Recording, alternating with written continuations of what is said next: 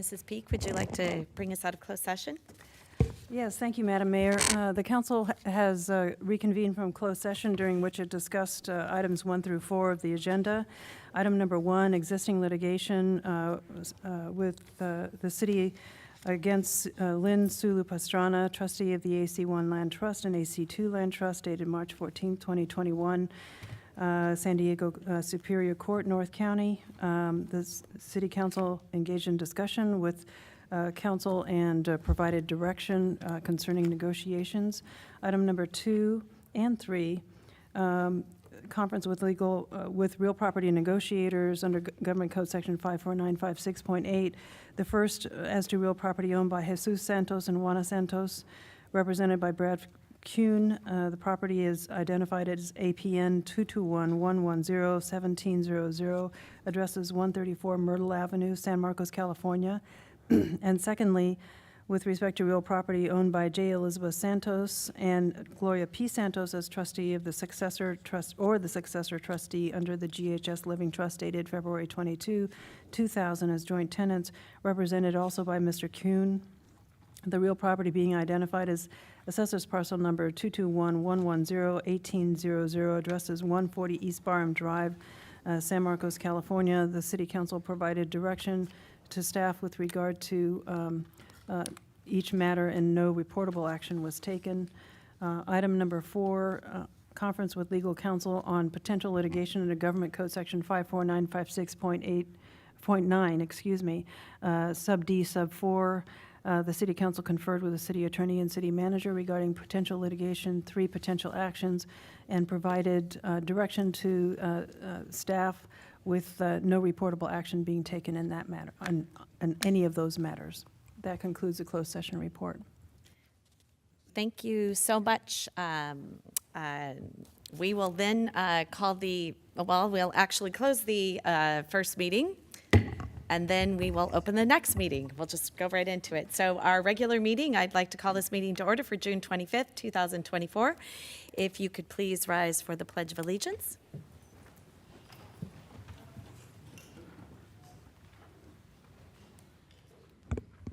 I pledge allegiance to the flag of the United States of America and to the republic for which it stands, one nation, under God, indivisible, with liberty and justice for all.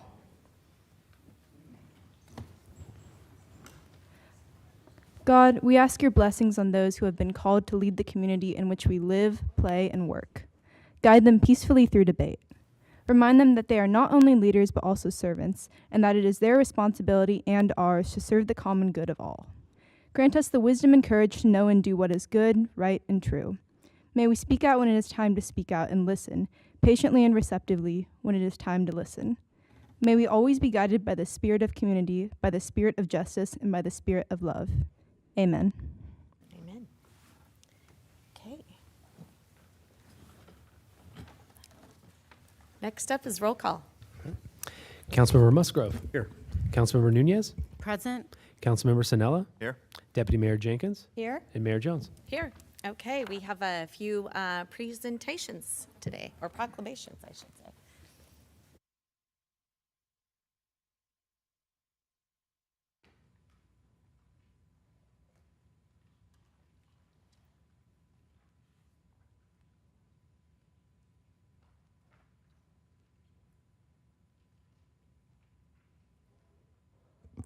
Are you good to come back up?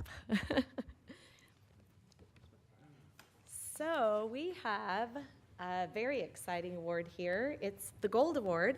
Did you want to talk a little bit about what that is, Myra? Yeah. It's Myra, right? It's Mira. Mira. Sorry, Mira. Gosh, I do that sometimes. Anyway, you know what? Let me read this real quick, and then I want to hear all about we want to hear all about what you did. So anyway, today we are here. The San Marcos City Council does hereby present Mira Langen with an honorable certificate of recognition for her outstanding achievements and contributions to the community. Mira has demonstrated exceptional dedication and leadership, exemplifying the core values of the Girl Scouts of America, which are honesty, responsibility, courage, respect, and compassion. Mira has made significant impact through her project, Music for the Ages, embodying the spirit of civic responsibility and making a positive difference in the lives of others. So that is an exciting thing. So why don't you just tell us a little bit about that?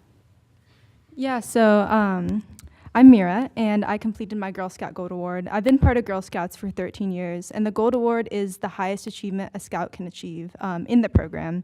You have to work for 80 or more hours on your project. I spent about 90. You have to directly impact your community and players in your community. You have to have a sustainable and measurable impact.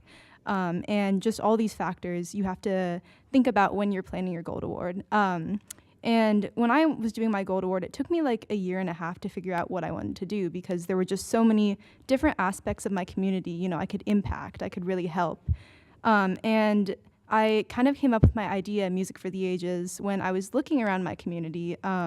Every day before school, I'd park by a retirement home across from San Marcos High, and I noticed all the kids who'd walk by the retirement home and all the older people who, you know, would like be separate from them. Like they'd never really interact. And this made me think more about how different generations don't really interact much in our community. There's a lack of opportunities for that. And then as a music student myself, I started thinking about how music is something that really brings people together. And my high school has a very prestigious band program. So I thought this was a really good opportunity to host performances at the retirement home and, you know, have the performers really talk about themselves, about their lives, their music, that type of thing, and really get to know the seniors. And honestly, it went beyond my expectations. You know, the core part of it was the performances, but even before and after the performances, you know, we'd have seniors coming up to us. They'd talk to us and say, oh, you remind me of my granddaughter who plays the bassoon. You know, you remind me of so-and-so. Oh, I used to do this in my youth. Like, we really got to connect with them on a very human level. And I really enjoyed that. We had one particular senior in the program who had dementia, and she was always very sweet, very kind, but she was she lacked presence sometimes. Like, you could tell she was a little bit far away. And I remember there was one time I was singing La Vie en Rose, the song, and she used to be a singer, and she just lit up and she started singing with me, and you could really see her being present in that moment. And that moment and the whole program itself really made me understand, you know, connect with people around me and connect with different generations. It made me very grateful for the program and the impact I was able to have.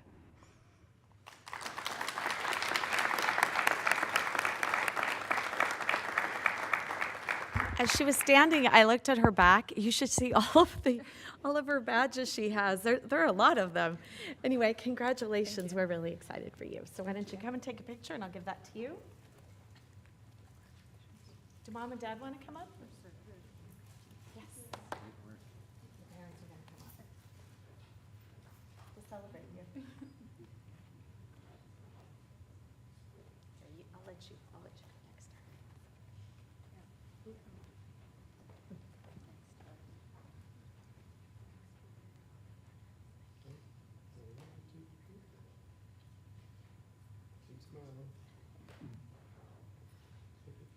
All right.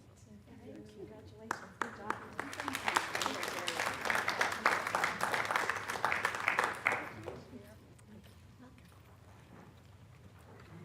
Let's face it, until your kids are driving, the mom and dad do a lot of the work. Okay, next up, Pride Month. So we have here this evening with us Jet Fennell from the LGBTQ Resource Center. You can all come up if you like. So I'm going to read this real quick. The San Marcos City Council hereby recognizes Pride Month. Whereas all human beings are born free and equal in dignity and rights, and the city of San Marcos is a vibrant, diverse community comprised of residents, businesses, and visitors from all walks of life. The Stonewall Uprising of June 1969 ignited a liberation movement that continues to inspire us to uphold our nation's promises of equality, liberty, and justice for all. LGBTQ plus Pride Month is a time to remember the challenges of the LGBTQ plus community has faced, to celebrate the victories of those that have bravely fought and continue to fight for full equality, and to recognize the immeasurable cultural, civic, and economic contributions of the LGBTQ plus community in our city and country. Since 2008, North County LGBTQ Resource Center and its Pride by the Beach celebration have served, advocated for, and empowered thousands annually through counseling services, LGBTQ competency training for police, hospitals, and school districts, human trafficking prevention, services for homeless youth and families, support for veterans and active duty military, and other crucial and life-saving services. And the City of San Marcos proudly supports visibility, dignity, and equality for all by centering Pride Month as both a communal celebration and a personal affirmation of self-worth and dignity. Whereas the City Council of the City of San Marcos calls for the embrace of equal dignity and equal rights by eliminating prejudice and recognizing the resilience and determination of those fighting to live freely and authentically. Celebrating Pride Month involves raising awareness, providing support, engaging in advocacy, fostering dialogue, strengthening alliances, building acceptance, and advancing equal rights. Therefore, we, the City of San Marcos City Council, do hereby proclaim the month of June 2024 as Pride Month in support of the LGBTQ community. Thank you. You're very welcome. Thank you.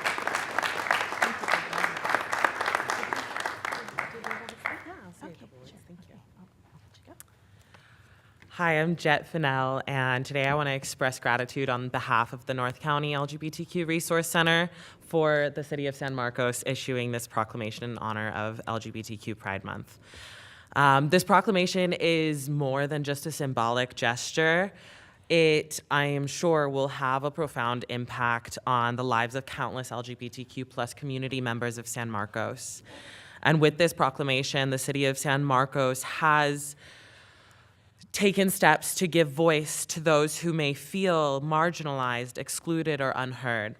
It represents a deeper sense of inclusion and acceptance and validation, and these things can have transformative impacts on people's lives. We are clear that this action cannot exist in isolation, and therefore the North County LGBTQ Resource Center wholeheartedly looks forward to continued collaboration with the City of San Marcos, because together we can ensure that all people within our community feel celebrated and supported for who they are and the contributions that they make. By working hand in hand, we can find solidarity and build our beloved North County region into a space that truly reflects the reputation of the greater San Diego County as a bastion of progress and inclusion. We envision a future where diversity is celebrated and where everyone is valued. So, once again, thank you to the City of San Marcos for this proclamation, and let's continue our journey towards a more inclusive and welcoming community where every individual can be proud of who they are. Thank you.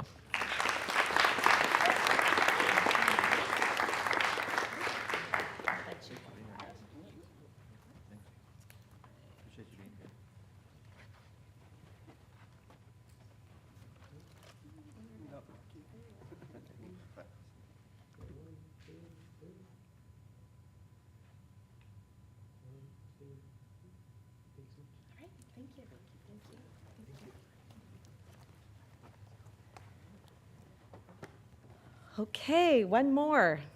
And this actually is perfect timing because yesterday we opened the bike park. I don't know if y'all saw that. So it is Parks Make Life Better, of course. So I think Amber, wait, no, who's here? Amber Cox and Aaron Rimmereed. Gosh, I always have a struggle with that. Anyway, you guys are rock stars. All the things that you do, I'm really excited to celebrate you today. So again, if you didn't realize that we opened our new bike park yesterday, it was amazing. But just a lot of hard work went into it. So thank you for all that you did, collaborating with all of the partners, because it was built with OPM, other people's money, which we love that.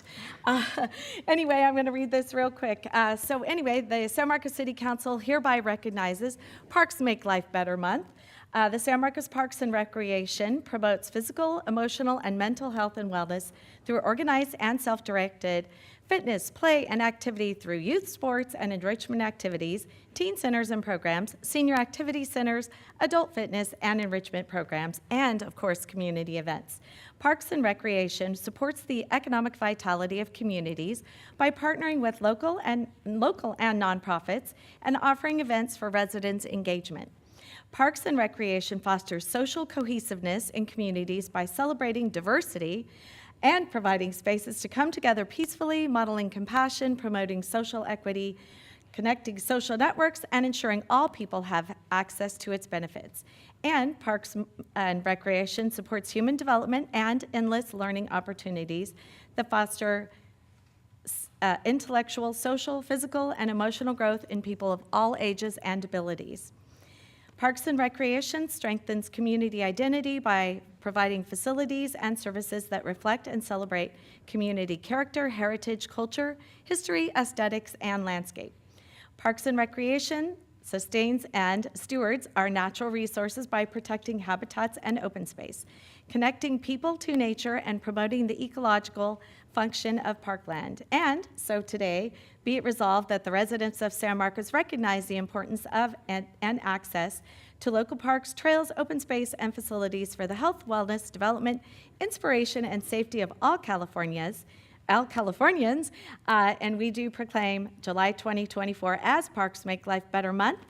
And again, thank you for all you ladies do. Did one of you have a few words to say? Yeah. Oh, you're already good. Already. Oh, a new thing we're doing here in the city, so pay Yes. attention. Yeah, so every year we try to switch it up a little bit, but July is Parks Make Life Better Month. So this year we are starting a summer fun guide. So you can pick these up at the community center front desk right across the way. And it has lots of free activities for families to do to get people out into the parks and enjoying our programs. And it also has lots of kids' activities in there as well, just to get people involved and have stuff to do during the summer. But it highlights a lot of our parks that are not so well known, and it has some newer things in here. So it's things like visit Jack's Pond Nature Center, and it has the hours in there. Bradley Bike Park's in here. Our movies in the park, which are free. So it's just lots of activities to get people out there. We also have a splash pass to visit one of our pool facilities for free for the families. So just to get people out enjoying the parks during July. We have an English and a Spanish version, so you can pick those up at the community center front desk starting today all through July.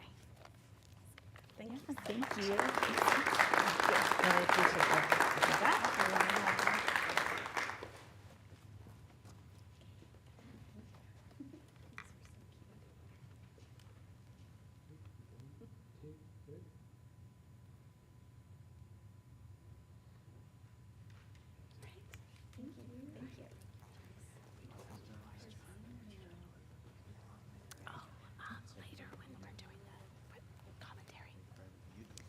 So again, Bradley Bike Park, it's right there at Bradley Park.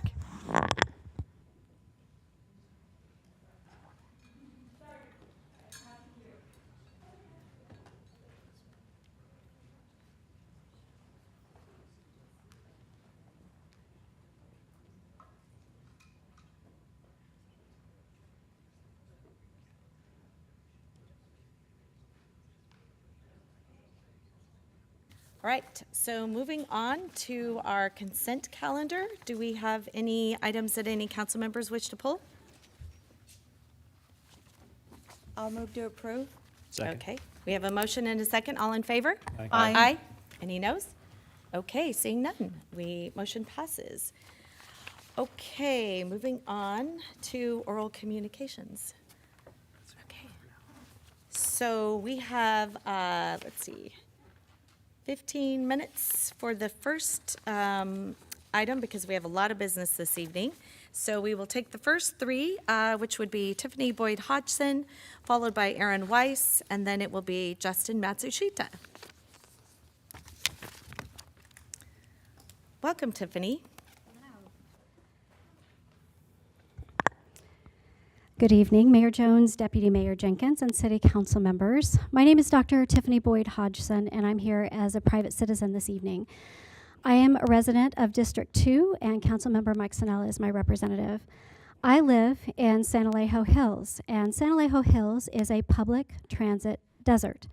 We have no city buses, and despite a couple of campaign promises that were made by a few of you up there a few years ago, we have no school buses for everyone. Some of us do, but it costs $800 to put our kids on those and send them to school. I understand that's not the purview of the council, but what I am making the point of is that we have no public transit in San Alejo Hills. So last month when I was here at the city council meeting, I was thrilled to hear about the new offering, the North County Transit District Plus offering. It's an affordable transit solution. I downloaded the app while I was sitting here in chamber, and I found out that I don't have access to ride this new public offering. It is such a great idea, and I was really disappointed to know that I don't have access, and neither do folks in San Alejo and many folks in Discovery. I live outside of what was called the transportation zone. The thing is that everyone in San Marcos was mailed information about this, and it generated a lot of excitement, and there was a lot of social media posts around this, how it was going to be such a great offering for everyone. Mayor Jones, you even said that this would be a good idea for kids to use this to get back and forth to practice. And interestingly, we have a Little League team from San Alejo and San Marcos playing in the Little League World Series right now in Cooperstown. One of the coaches lives in San Alejo, as do many of the players. They can't take this public transit to get to Mission Sports Park. Mayor Jones, you also said that, quote, we should use it as much as possible. And I really wish I could. I wish I could, and I wish my family could. Councilmember Sinella, you said that this is that you thought that the sweet spot for this was for seniors, but also, quote, students going to school. And that's what I was really excited about. I was really excited about putting my kid on this and sending him to the Sprinter, because he takes the Sprinter every day. So during the meeting, there was no data presented on how the zones were chosen for this public transit. The public transit zone covers District 1, part of District 3, a little bit of District 2.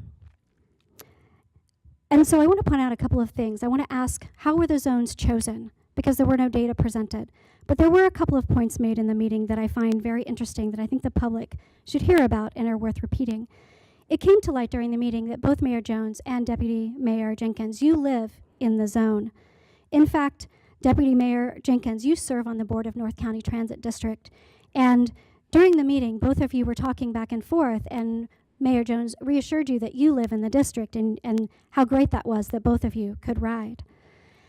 At the end of the meeting, Deputy Mayor, you said, thank you for picking us. And I thought, oh, well, that's great. San Marcos was chosen. But that's not what you meant. You said, thank you for picking us, but you meant thank you for picking me to be in the zone. Because that's when Mayor Jones said, quote, well, they would have had to contend with you and I, implying that if you had not been in the zone, that there would have been some retribution. That doesn't sound like a very democratic way to choose what zones were chosen.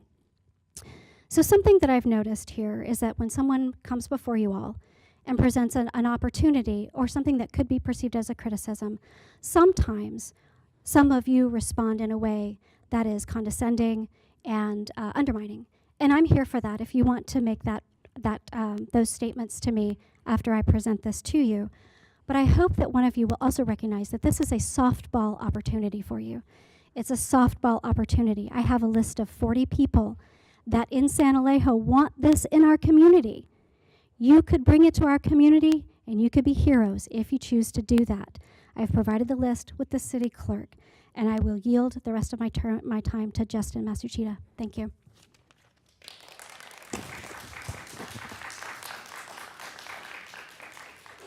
Well, that was an interesting comment because just so you know, Tiffany, thank you so much for your comments, but my comments were not necessary, had nothing to do with whether I was in the actual district or not, or the zone is what NCTD actually calls it.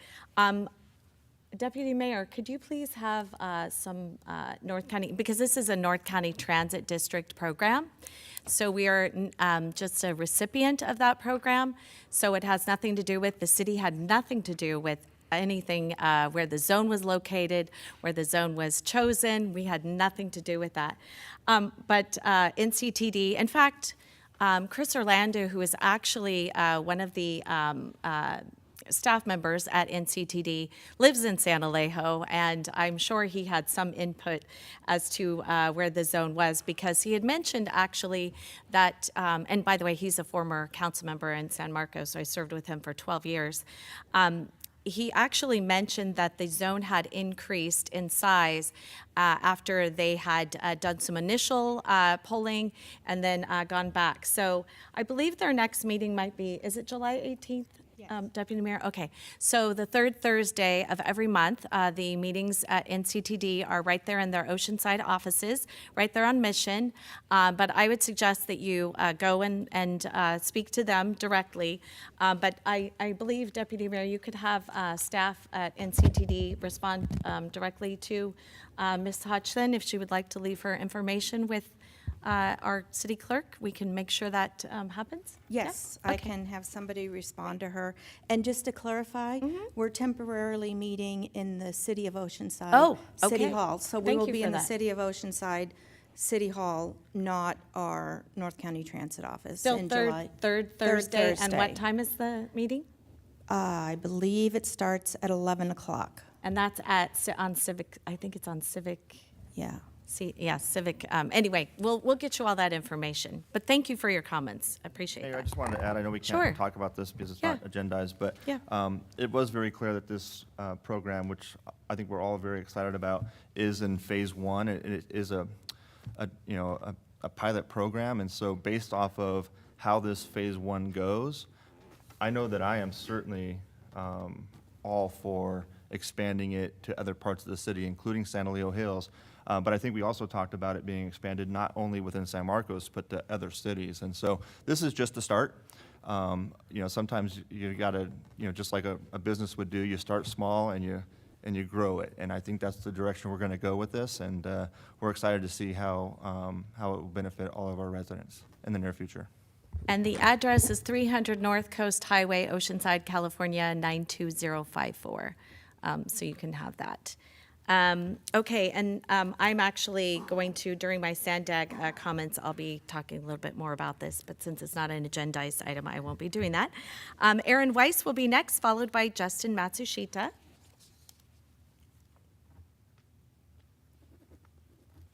Hi, good evening, everybody. Thank you for inviting me. I spoke here a few weeks ago, and I'm here again for the third act of the theater that you're going to see in a few minutes, Theater of 8 by SJP. Radical SJP students are here with their friends, came to disturb our peaceful community. They're here to abuse the government, our government system, and spread their anti-Semitic propaganda. Have no mistake. They have two goals. The two goals are to spread hate and to raise money. I saw it with my own eyes. I work at the universities in Inland Empire. When I entered to one of their encampment, I saw a QR code. They're here to spread hate and to raise money. They will use this video that we're recording here to raise funds. And also, they used the video of you, Mayor, a few weeks ago when they interfered your speech at the university. This was all recorded and posted. They also hate America, apparently, okay? Nobody stood during the Pledge of Allegiance. I've seen it, this is the third time that they do that. They're using the American rights, but the use of the American rights is enough for them. In academia, in academia you call it social parasites. SJP a few weeks ago were endorsed by the Iranian leaders, by the Hamas leaders, and by any evil terrorist that want to kill and destroy America as well.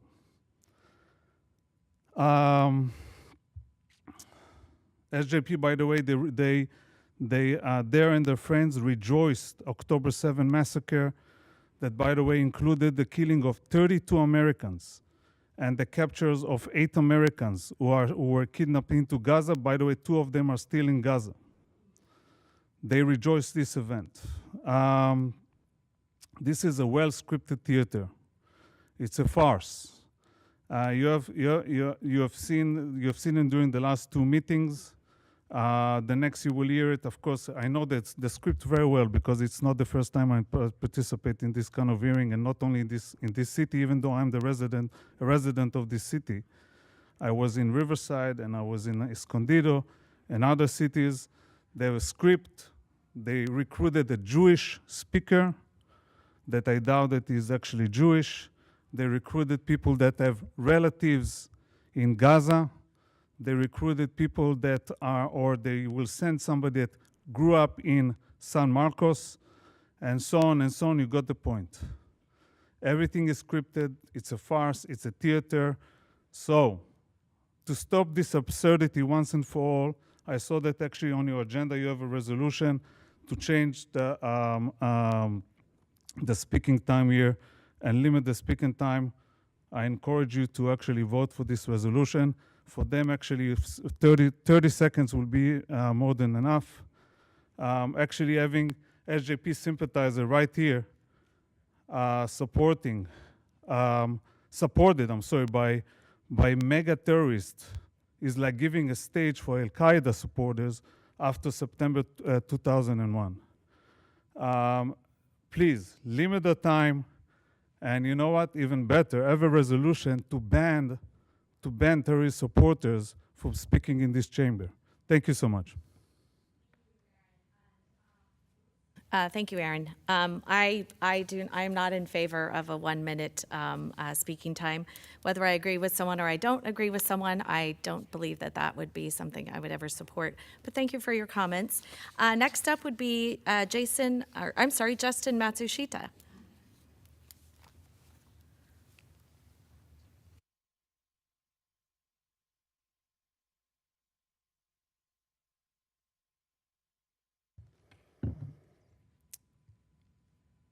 Good evening.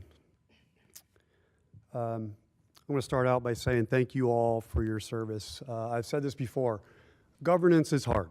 It is hard. You're tasked with trying to solve unsolvable problems, big and small, and I genuinely feel for you. And I also genuinely appreciate the fact that you are here and that you are very underpaid for what you do for this city. My name is Justin Matsushita. And I have been a resident of San Marcos. I tipped you off of where I work there for a second. But a resident of San Marcos for a very long time. San Marcos High School, class of '93, third generation San Marcos resident. I've spent a lot of time in this city. And I grew up really wanting to get out of this town. I could not wait to get away from the smell of cow manure and passing the Hollandia Dairy on a daily basis, and just seeing stagnation as far as growth. But that's changed. This is an amazing city that I now live in. There's been some amazing decision and vision over the years from our leaders, including our council members. And I've seen fire stations go up. I've seen infrastructure go in, retail infill. I've seen this facility built. I've seen a college come to town and transit going through. So an incredible amount of progress, and it makes me proud to live here. And I've said it before, I hope that my children will live here so I don't have to travel very far to see my grandkids eventually. Right, CJ? I want to talk a little about the tax measure that you will hopefully be fully supporting next month. As I stated, I love this city. I am fully committed to investing whatever resources are necessary into this city to keep it an amazing place to live for me, my father, my sisters, my children. And the unfortunate reality is that is going to take resources. It pains me to see that there is a lack of investment in infrastructure. There's a lack of funding and infrastructure in your budget for fiscal year 24-25. Now, I get it. There's a finite amount of money to go around. And there are, despite whatever people may say, there is simply a demand for more and more from local government, state government, and federal government. No matter what people say, they want more. And to provide more, we have to step up as citizens and provide more resources. And talking to my neighbors, my friends, my family, none of us want to part with our hard-earned money. But almost unanimously, everyone I talk to about the concept of investing more money into this community, investing money so I could see more fire stations, more public safety, more road, better roads. I want the lights to stay on. I don't want to see this city devolve into other cities around the county that I have no desire to live in. And that is going to take some courage from this council. You've seen the data presented and you've heard the information from your citizens. Your constituents support this. They want to at least have a voice. So I ask you to be courageous. Empower your staff who does the lion's share of all work. Everything that we see happening in this city, although you do deserve some credit, the bulk of the credit goes to the staff in the city of San Marcos, the people that come to work every day and help to facilitate the building of the bridge that now goes over Bent Avenue. The one that I had to endure watching flood year after year and then would have to take the long way around for decades. But now I can get to Total Wine really quickly right over that bridge. And so I appreciate the infrastructure improvements. But I ask you to be courageous. Next month, I am very hopeful that there is a 5-0 vote to move this measure to the November ballot. Let your citizens speak. Let us decide. And I believe that the city will be very happy with the outcome. So again, thank you for your service. I appreciate your time this evening. Have a good night. Thank you, Justin. Okay, next up, new business. Appointments to city boards, committees, and commissions. We have a few. We have three. We have the Budget Review Committee, starting out with Climate Action Plan Working Group, and then followed by the Youth Commission. So first up is going to be the Budget Review Committee. We have 4 applicants, and so that would be Kathleen Smith, who's reapplying, Jamie Minotti, followed by Justin Gans, and then Samuel Witt. So let's first hear from Kathleen.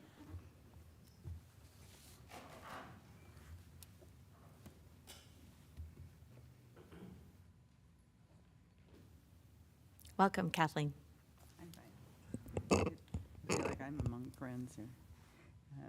As a prospective member of the Budget Review Can you Committee. pull the mic towards you, please, so we can get you on the record? Thank you. Pardon? Now we could hear you. Better? Yes, thank you. Okay. As a prospective member of the Budget Review Committee for the 3rd time in 4th year, I will review the credentials I presented previously and update some community involvement. I have a bachelor's degree in biology from Siena Heights University in Michigan. I have a Master of Science in Administration of Services to the Aging from Columbia University in New York. I am a fellow in the American College of Healthcare Executives, and that's a professional organization. My full CV is on record here because I've been up here a couple times. My recent community involvement includes being a Rotarian since 1989, when women were really not. They weren't welcome then. But I was president in 1991 in Dallas. I was on the Professional Advisory Committee in Home Health when Palomar had that committee. It's since dissolved. San Marcos Fire Department support volunteer since 2013. Just my favorite one. I'm on the Budget Review Committee and named vice chair in the previous term. And on weekends, I help care for a disabled gentleman. I want to stay involved with the functioning of the city because although I have lived in various cities across the country, San Marcos, in my opinion, is the best run, and is staffed by persons with whom I have enjoyed working. That's it. All right, well, are you enjoying being on the Budget Review Committee? Oh, absolutely. Okay, just checking. All right, thank you very much. Any questions? No? Okay. All right, thank you. Next up is going to be Jamie Minotti, followed by Justin Gans.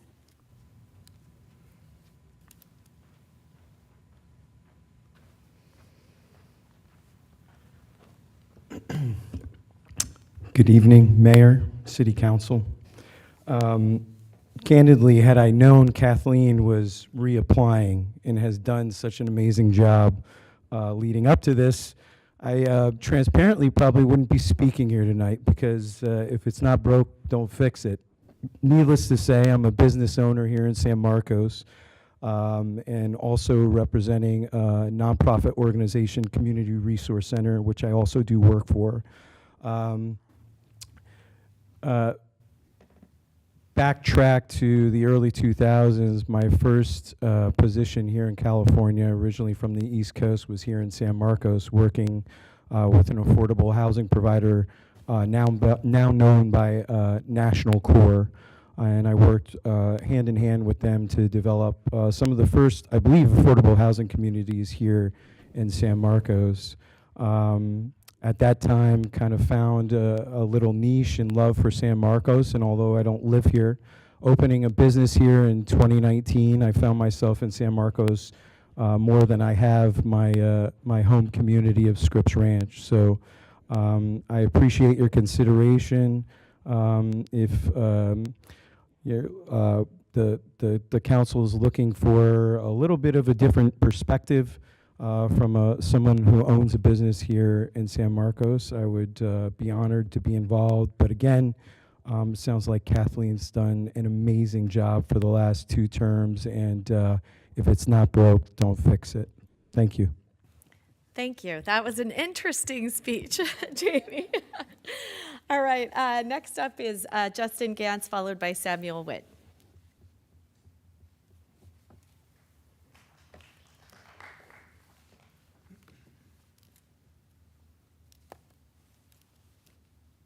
Good evening, council members. My name is Justin. I've lived here in San Marcos for over 9 years. I went to middle school here, high school here. I'm now attending university here. I work here, I volunteer here, and I don't intend to ever leave here. I want to see a bright future for all people in our community, especially those who are being actively displaced and struggling with the cost of living here. I would like to divert funds toward affordable housing, transportation, and our climate action plan. Those are 3 of my main concerns, and I would greatly appreciate your consideration on the Budget Review Committee. Thank you. Okay, thank you. Next up is Samuel Witt. Samuel, are you here? Okay, not here this evening. Let's see here. So, Jamie, I have a quick question for you. You had said that you, if it's not broke, don't fix it. I felt like you were not even advocating for yourself. But we actually have the Community Foundation that will be coming up. Wanted to let you know about that. That will be coming soon in January, I think. So we'll let you know. Maybe you might want to serve on that. I would make a motion to reappoint Kathleen Smith, and then we just have the 1 seat. So, do I have a second? Second. All right, motion is second. All in favor? Aye. Aye. Any noes? Seeing none. Okay. You're very welcome. You don't even have to stay through the rest of the meeting. We appreciate you so much, and you just got through all of the hard work because we just got the budget approved last time. Okay. Next up is the Climate Action Plan Working Group. And that is Justin Gans, and then Samuel Witt is not here this evening. Justin.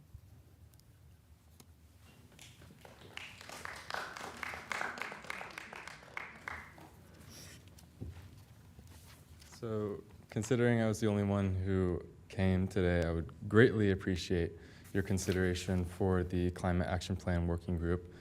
We need young people on this committee. If we don't take drastic steps today, we won't be seeing a livable future, and I hope you consider my appointment. Regardless, I will be attending the meetings and making my voice heard. Thank you. Great, thank you. I do see we have a letter from Samuel. Wow, he's got a lot of experience here. I would make a motion to appoint Samuel, and we just have one seat this evening. Do I have a second? I'll second.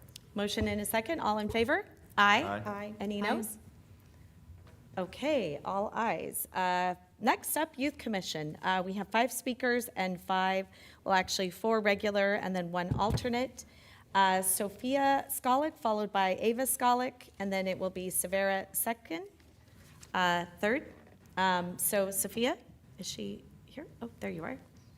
And you're reapplying. Are you an alternate now or a regular position? I'm an alternate. Okay, perfect. Okay. Missed that. It might have said that somewhere. I didn't see that. Good evening, Madam Mayor and City Council members. Thank you for the opportunity to speak on my qualifications for the Youth Commission. My name is Sophia Skolic, and I'm currently going into my senior year at San Marcos High School. I have lived in San Marcos for about 11 years, and I have been on the Youth Commission since I was appointed in January. I have enjoyed in volunteering and being a part of planning events for the youth of San Marcos. At San Marcos High School, I am heavily involved in the award-winning marching and concert band programs. I have a passion for playing music and learning to play a variety of percussion instruments along with the upright bass. I am a part of the leadership program and band where I mentor younger band members and seek to be a positive role model for those I come in contact with, and I am continuing to be a part of leadership this upcoming year. In addition, I participate in other campus academic and extracurriculars activities, such as the Gen She Club, where I seek connections with other students. I believe the Youth Commission is a great program that I'd be honored to continue to work on. I believe I can continue to contribute to the Youth Commission with my leadership skills, creative ideas, and knowledge to help engage other San Marcos youth community members. I have a passion for empathy, team building, and gaining experience with others. Thank you for your consideration and time this evening. Okay, I have a quick question. What's your favorite part of the Youth Commission so far? I really love volunteering at events. Like, I loved volunteering at the Diversity Town Hall event that we had a few months ago. That was my favorite event that we had. Okay, all right, well, thank you. All right, next up, Ava Skolic, followed by Severa Secton, followed by Atharva Jada.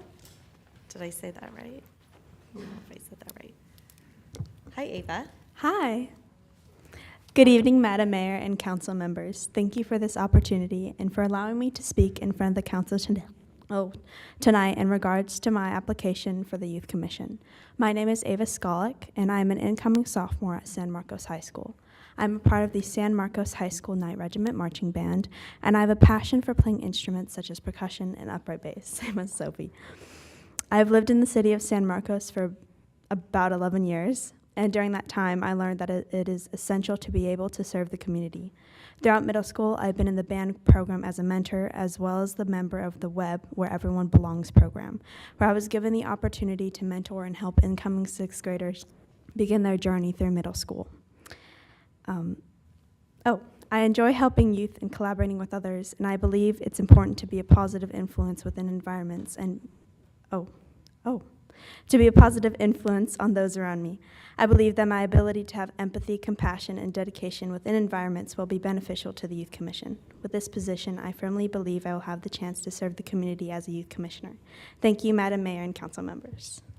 All right, thank you, Ava. Next up is Severa Secton, followed by Altharva Jadov, and then Madison Imoto Gare. If I said your last name wrong, my apologies. Oh, no worries. It's Seikon. Seika, okay. All right. Well, welcome, Severa. Thank you. Good evening, esteemed Madam Mayor and council members. Thank you for giving me the opportunity to come meet and introduce myself to you this evening. My name is Severa Seikon, and I just completed my 10th grade year at Classical Academy. I am an only child with 2 rescue dogs, and I'm blessed to not am blessed not only to live with my parents, but also with my grandparents, whom I am very close to. I have been fortunate to be a part of a number of organizations dedicated to service and civic engagement, including volunteering at the Boys and Girls Club, the Humane Society, the Animal Pet and Rescue Center, and Girl Scouts. I truly have a genuine interest in helping others. Therefore, I hope to continue volunteering for notable causes, as I have a passion for shared activism. I truly believe that shared activism is integral. My activities since middle school, including Girl Scouts for the last 13 years, strongly reflect my belief in service and community activity involvement. I feel that I am a good communicator and, more importantly, a good listener. I also feel that I am empathetic and always try to put myself in another person's shoes to truly understand their point of view. I strive to be positive and keep an open mind. In addition, I aim to find positive and constructive solutions to any issues that I am challenged with in hopes of forging a positive impact. Ultimately, I would love to be able to give back to my community that has been so wonderful to me through my service and appreciation through civic engagement. I would like to help develop and propose student-identified important causes, ultimately sharing them with the council. Therefore, if fortunate enough to be selected, it would be an honor and a privilege to be able to represent my fellow student voices through being a part of the Youth Commission. Thank you for giving me an opportunity to share a little bit about myself with you. Thank you. Thank you, Savara. Next up is Atharva. Atharva, and then followed by Madison. I think Atharva is actually not here this evening. Madison, up next. There she is.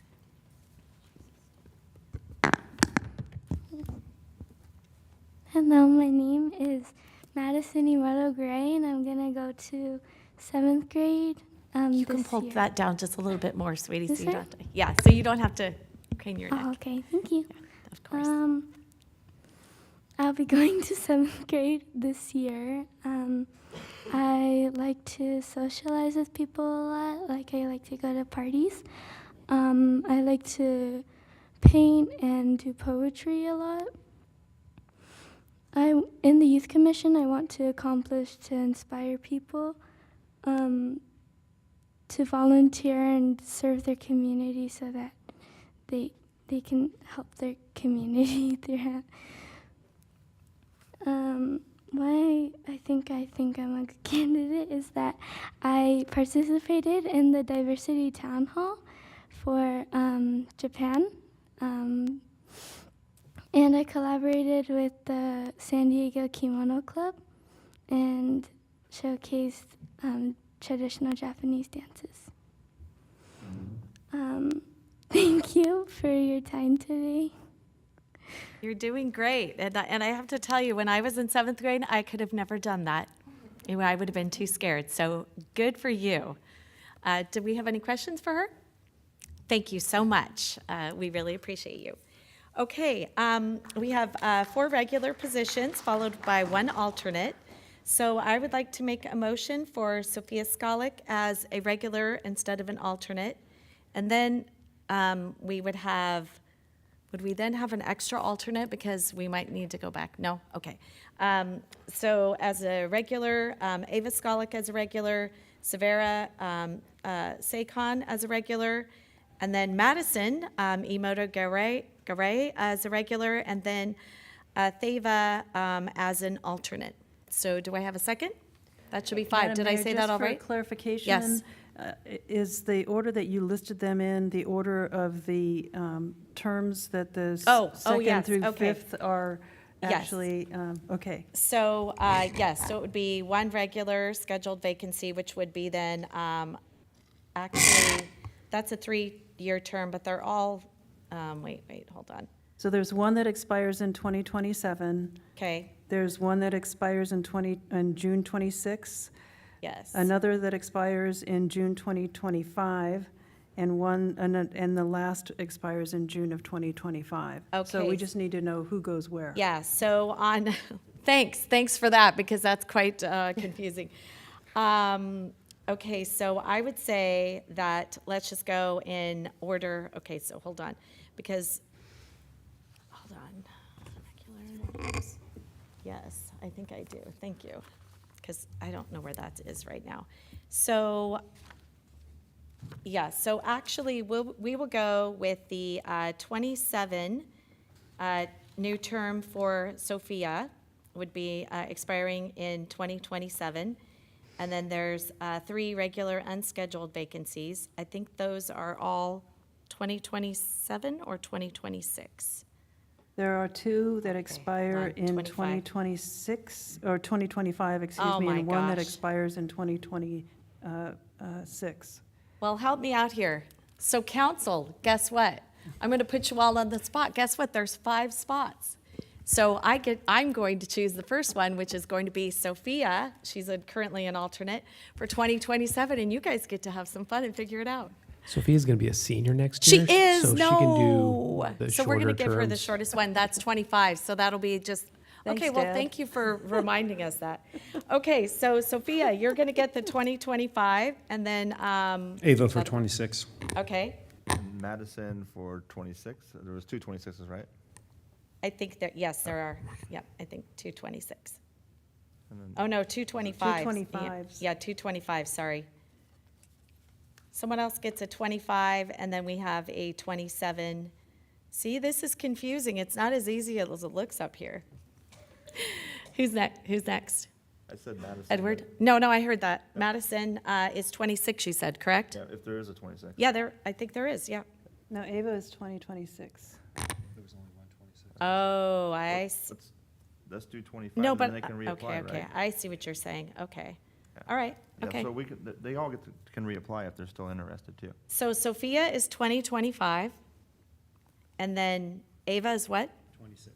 26, and then Severa is, Madison is 25 also. Yeah, Madison's 25. And then Mhm. Severa, do we have a 27? There's 127, yes, 1 regular scheduled. So Severa. You got 2 years in you? Severa, 2 years. okay. Well, actually, then why don't we make Madison 27. 27 because She's younger. she's in 7th grade. Fair enough. Okay, so you're going to have to serve for a while. I hope that's okay with you. Okay, so 27, and then Severa 25, and then that leaves, Severa's I'm 26. sorry, 27 also? Okay. 26. 25 slot. Hey, you guys are saying 2 different numbers. Quit shouting out numbers. 25 slot left. Correct. 125. Okay, so Atharva is the alternate. Yes, and then we have Severa. Are you following this, Phil? She is. These are, There's 27. Is someone paying attention to this? Okay, so Severa's 27, Sophia's 25, Ava's 26, and then I think Madison's 27. Is that correct? And then we have the alternate, which is Atharva. Well, that was not confusing at all. Okay. All right, that's my motion. Do I have a second? second. Okay, motion and a second. All in favor? Aye. Aye. Okay, all right. And Let's. Can I yes. just make a quick comment? Sure, yes. Just for the record, we did have a letter from our Tharva. Yes. So just want to make sure Yes, everybody yes. realizes that. Yes, thank you. Okay, moving on to item number 14. Yes, Mrs. Peak, do you have a presentation on this? Yes, nothing exciting as a PowerPoint. Nothing It'll exciting. just be me, I'm afraid.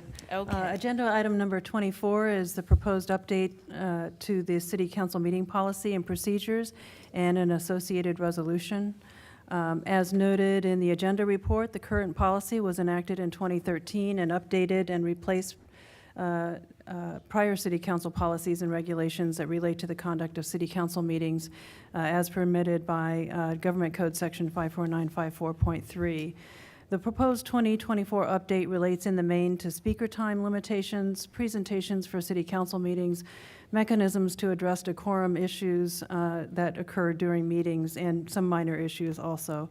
And those are reflected all in the red line version. I've included the copy of the current policies, the ones that have been previously superseded, a red line version of the proposed policy, and a clean version of the proposed policy. Over the years, local municipalities have moved from 5-minute speaker times for public comments to 3 minutes. We inadvertently left the city of La Mesa off the list of cities that have moved to 3-minute public comment speaker time limitations, but it also allows 3 minutes per public speaker. I believe that completes the list of local municipalities, and that San Marcos is the only city currently providing 5-minute speaker periods for public speakers. There are 2 local jurisdictions, which are the City of San Diego and the County of San Diego, which have further limited the speaker time to 2 minutes, but all of the other cities have moved to 3. Under the proposed revisions, the time periods for recognized group presentations would be revised from 15 minutes to 10, which is more than 3 times the individual speaker time periods, and therefore in line with the current policy, which allows 3 times the individual speaker time period. The proposed replacement policy continues to allow the mayor or other presiding officer to further reduce the speaker time for public comments in the event multiple persons have submitted requests to speak on any given item to accommodate a larger number of speakers. Although this was generally employed for controversial or complex matters, we have suggested removing a reference to the characterization of the type of matter so that it is content neutral, and focusing instead on the number of persons who wish to speak, as the goal is the accommodation of as many speakers as possible. The proposed policy also clarifies requirements with respect to speakers using a translator, doubling the time period for those using translation services unless simultaneous translation services are being utilized at the meeting in question. The city currently does not have simultaneous translation equipment and/or services, so for the foreseeable future, the time period would be doubled.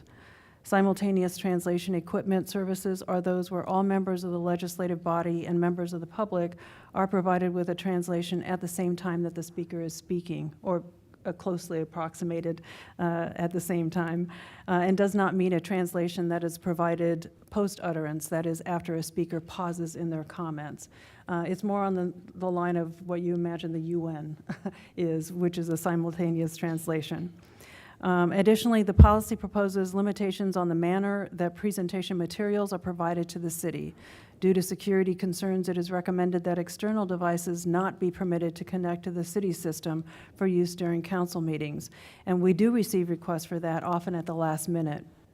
Accordingly, the proposed language provides that presentation materials are to be in PDF form and provided to the city clerk at least 24 hours prior to the council meeting at which they are anticipated to be used. We have suggested a maximum PDF file size of 5 megs, but materials exceeding that size can be submitted in hard copy to the city clerk department, which can then make a PDF copy, and/or those copies can be distributed directly to the city council. If submitting materials in hard copy, at least 10 copies must be submitted for distribution to council and applicable staff.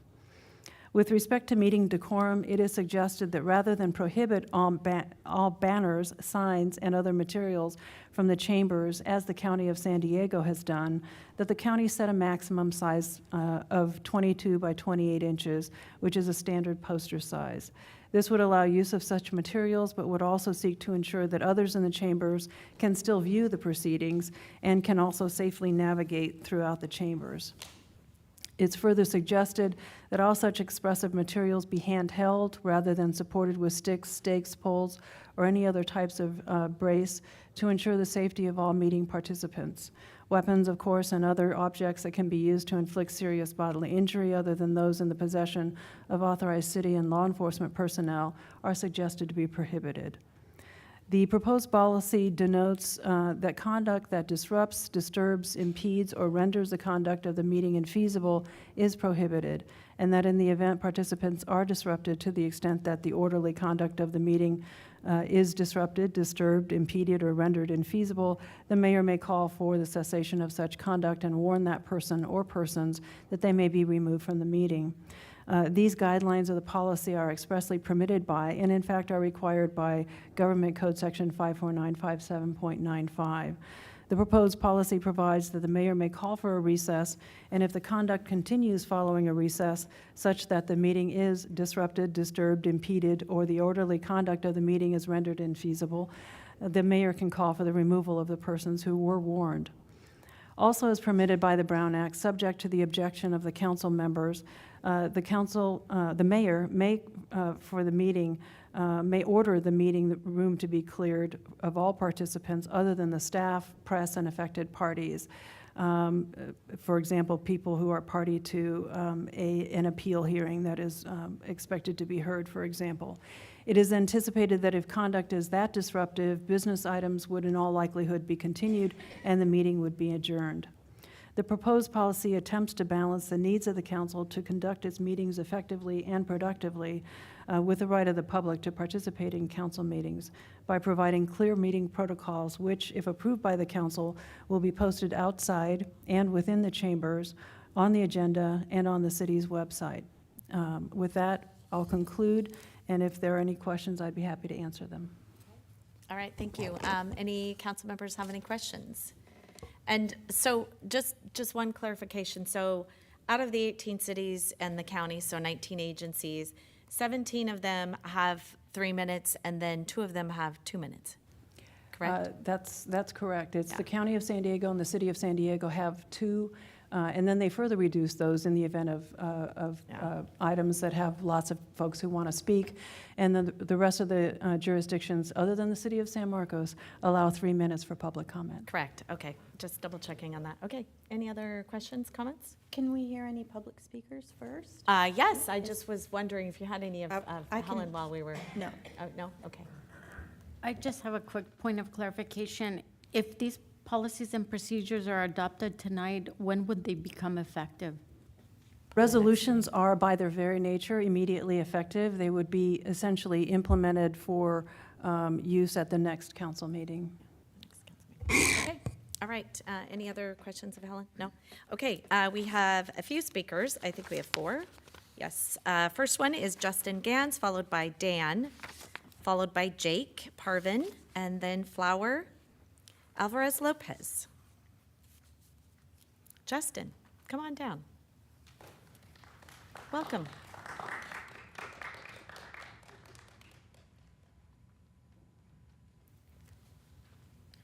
Good evening, Council. I believe that it is wrong to characterize this measure as just a time limit and addressing an issue of decorum. This gives the mayor too much power to decide which voices are worth hearing. No meaningful social progress has ever been achieved without some measure of disruption. Our community should be cautious of these kinds of limitations, and I am very concerned about a few of the things that were changed regarding the policies and procedure. First off, for some greater context, I'm fundamentally opposed to the phrasing of what these city council meetings are intended to be. It says that city council meetings are a normal business meeting not to be used by either council members or members of the public as campaign or political forums for themselves or other candidates. If this isn't a political forum, I don't know what is. You guys have power, and it is our job, and it is your job to listen to people in your community and to represent them and their interests. This isn't just a normal business meeting. I thought that was really bizarre. And that wasn't a new thing that was changed. That was something that was already stated. And I'm just saying, if we're going to talk about what is the purpose of these meetings, I think that's wrong. I understand what you're saying about the meeting time being cut, but also there's something way more concerning than the meeting time being cut, and that's that it says that speakers are not to engage council or staff in a debate and or question/answer period while at the podium. This is very anti-democratic, and shame on the council should you choose to adopt this. Next up is Dan, followed by Jake Parvin, and then Flower Alvarez Lopez. Hello, City Council. I will be quick for this one. I would concur with the first speaker that spoke about this around that, yeah, it's very important that you hear all the opinions and the people have enough time to talk about them.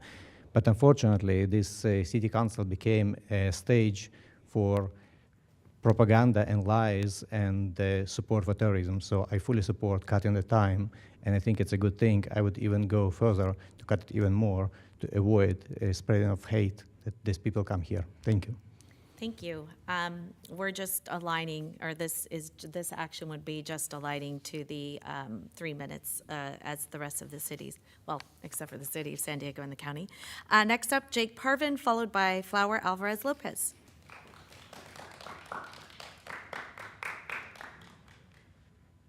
Welcome, Jake.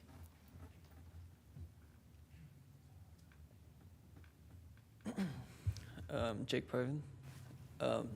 So I came today to speak about the item 14. I think it's directly a retaliation against our presidents trying to spread our voices here at the city council meeting. The timeline of the events, I think, leads pretty clearly to it being a direct retaliation to our presence and us being here.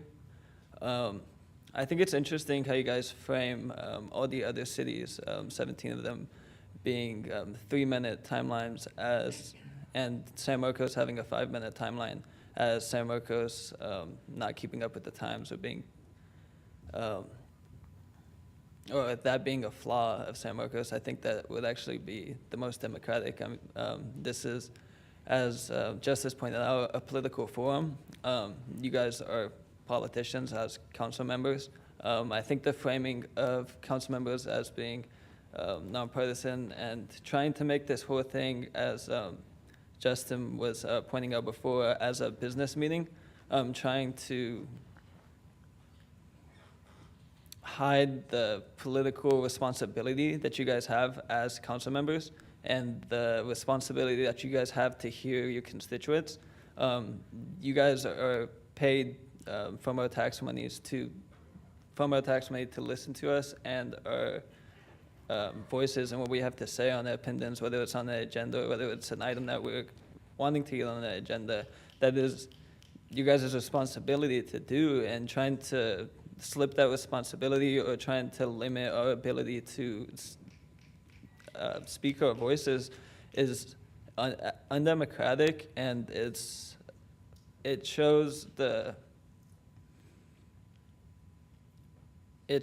ways in which you're willing to use your power. And I've heard a lot of sidestepping accountability. Oh, I can't do this, I can't do that. But when it comes to silencing voices and putting restraints on the amount of time that people can talk for, you seem extremely willing to use your power to do that. I'd also like to say, I think that there is one extremely important good aspect of the agenda item. I think doubling the time limit for those who are being translated is extremely important, considering the last time that we were here, we saw a lady, a constituent who was being translated, and not only was the translation taking a long time, but it was also poorly done. So I believe that is a good aspect of the agenda item that should be kept on, but I think we should reframe looking at 5 minutes as a flaw of the San Marcos City Council, and look at that as being a valued item of San Marcos, saying that we're here, we have 5 minutes to speak because we are the most democratic city within the broader region. That's all I have to say today. Oh, 2 minutes left. Okay, followed up by Flower Alvarez Lopez. Good evening, Mayor and council members. My name is Flower Alvarez Lopez. I am the co-director of Universidad Popular, a community-based organization that's embedded in North County, San Diego. Our offices are here in San Marcos. I am also a San Marcos native. San Marcos is my home. It's where I have grown up. It is where I have decided to raise my family. It's where I work. It's where I went to school. I regularly attend city council meetings, city events, and participate in city programs. And I mention that because as I was walking into chambers, I was stopped by a deputy. I was profiled, and I was asked if they could search my backpack. And I wanted to put that on record because I also want to know if that's going to be one of the policies that is included in item 14. I want to take a second to talk about the reduction in time from public comment.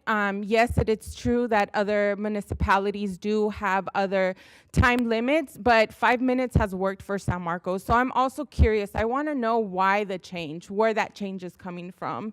I want to also share with the young folks that have spoken before me that every positive social movement and social change that has happened in this country has been led by young people. So I want to make sure that I remind today's council that the voice of young folks, especially young college students, young university students, it should be heard and taken seriously.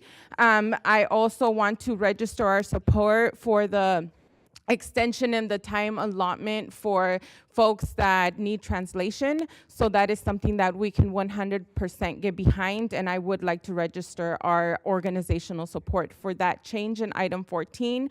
But I do want to note, and I want to reiterate that we are not in support of the 5-minute reduction to 3 minutes. Thank you. Have one more speaker, and that is Bryant Rombach. Rombart? I'm sorry, I can't read your last two. Is it a CH? Rombach? It's Rumbaugh. Okay, Rombach. Yeah, I did that so quick. My apologies. You do not need to apologize. Welcome. Well, I kind of feel like I hit the lottery. I get to kind of come up here twice. I came up here for public opinion, and now we're talking about, kind of the reduction in time. What I will say is that I am not a constituent of San Marcos. I'm just a concerned American. I actually live in Rainbow. Grew up in North County.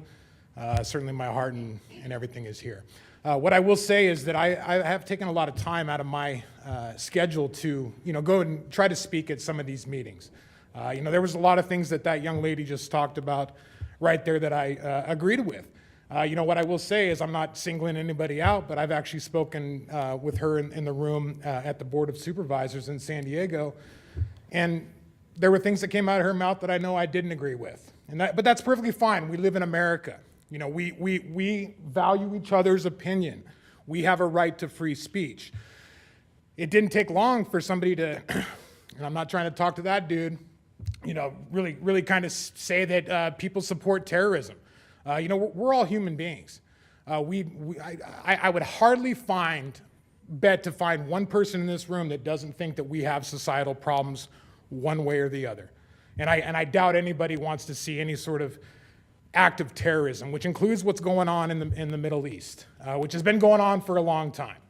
And that's, once you dive down, or once I dove down that rabbit hole, I kind of learned a lot of things that maybe I didn't expect to learn, but that was a long time ago for me, okay? But what I will say is that in America, it is important. And right now, just like that woman who just spoke said, the young people maybe make that societal change. That's as far as I can say, that's brilliant. And these people are, when I say these people, I'm talking about the young generation. They are getting a little bit of the short end of a stick in a lot of the ways, okay? And that's, we have to be honest with ourselves. I am not from that generation, but I can tell you, in my opinion, they've been shortchanged. And we need to, right now, them coming here and talking to their boards, their representatives, is their only outlet, okay? What I have been fighting for, literally, to the core of my being for a long time, is to provide them and everybody else an updated way to have their voices heard. And what is that going to involve? It pretty much, it needs to involve taking the money out of politics. One thing I will say, and I'm going to say this because I've said it at other city council meetings, I love when I come to a city council and you guys are kind of at my level. I'm a little bit on the taller side, but you're not kind of up, okay? If we do only provide, and the reason why I came here, ma'am, is because I did see a little YouTube video. Maybe it was just another person trying to get social media likes or whatever about what went on last week, and I have a lot of friends that I value their opinion, and they very much so respect you and you, sir, Mr. Musgrove. They've told me about you from those Sandag meetings. I pretty much, I'm just a working stiff, okay? I don't have the opportunity to pretty much, go and be as engaged as I felt that I needed to be. But I'm here because everybody needs to be engaged. The solution that needs to happen, with regarding your thing, you're going to do your 3 minutes. And I got to tell you, there's 100%. All these other city councils are like that. Disruptive behavior gets nowhere. Okay? I mean, and when you have, but neither does name calling or ad hominems, logical fallacies. Okay? In America, we were supposed to take care of ourselves. We were told not to worry ourselves with foreign things. We need to set an example for the rest of the world, like what we were supposed to do being a free and open society. We have failed. My generation, the previous generation has failed these young kids. Okay? But that's okay. They're going to fix it. Okay? Because it has to be fixed. America was too important. It is still too important. Okay? I have a lot of brain power into what I'm going to be talking about here in 10, 20 minutes, whatever. But, we need to, it's like the 12-step program for an alcoholic. We all got to first admit that we have a problem. America, we need to set an example for the rest of the world. I've already said that part. Taking the money out of politics. These kids all grow up on these smartphones. We live in a highly connected society. It's either we utilize it or it's utilized against us. Thank you, Bryant. Okay, next up is a vote. Does anyone have any questions, comments, any further, anything? Discussion? Go ahead. Go ahead, Deputy Mayor. I have some comments. First off, I want to say, I like when we review our policies, our own policies, especially the really old ones.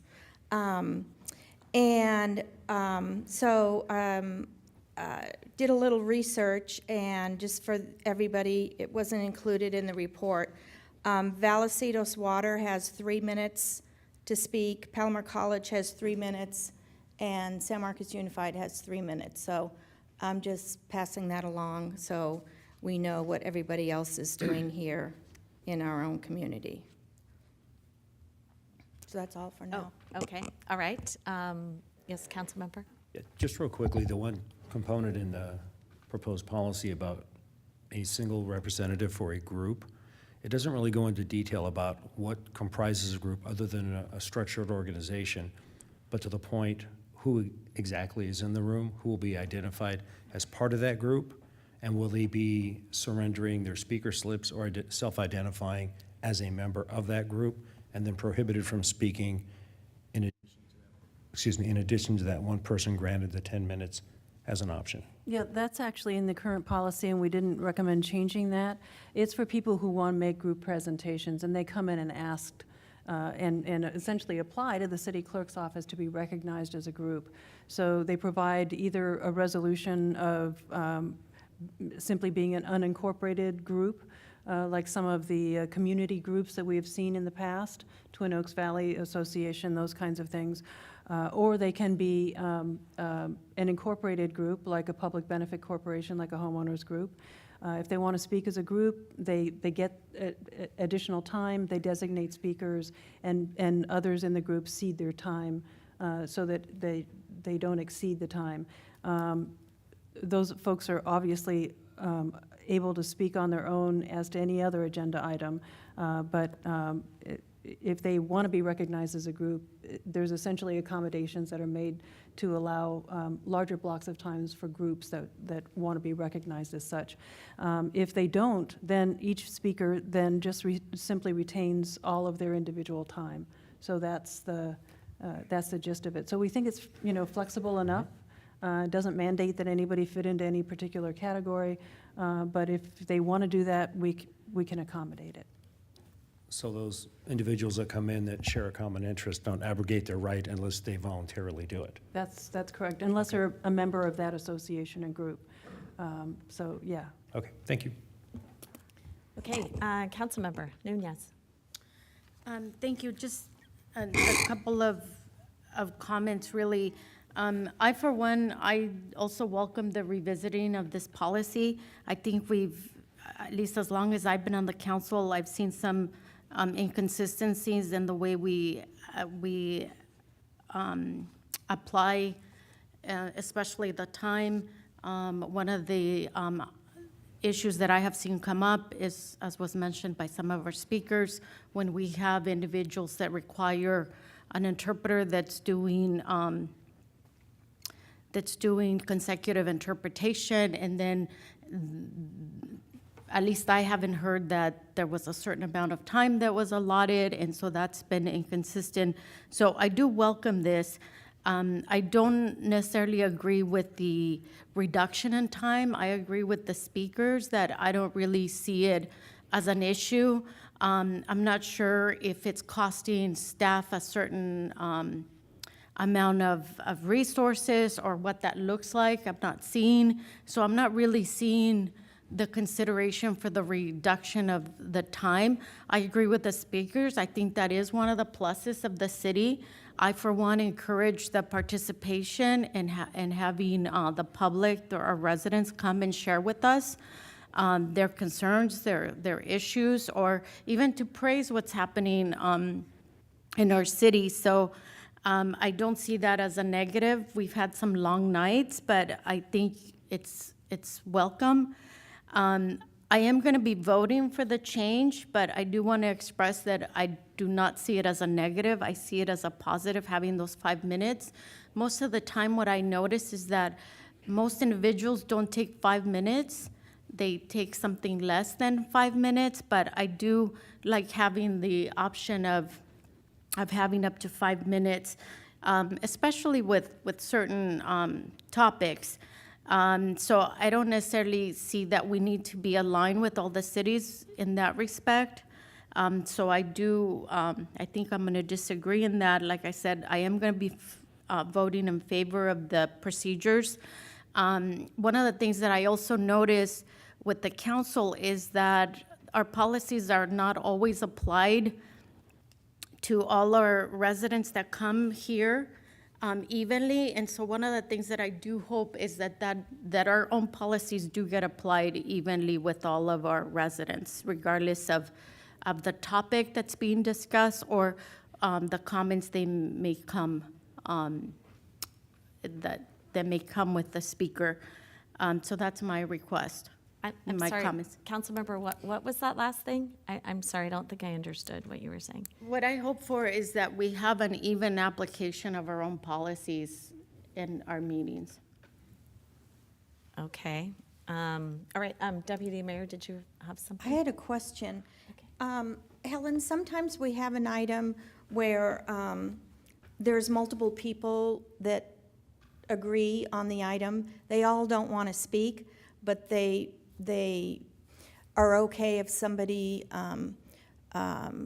speaks for them. So if somebody chooses to speak, can that particular speaker put the 5 or 6 names on the speaker slip and speak on behalf of the 5 speakers and themselves? We actually had that happen. If they have been recognized in advance as a representative of a group, unincorporated, not formally, informal groups are welcome to apply for that. Then they can have additional time, but they can mention anyone else who agrees with them if they like.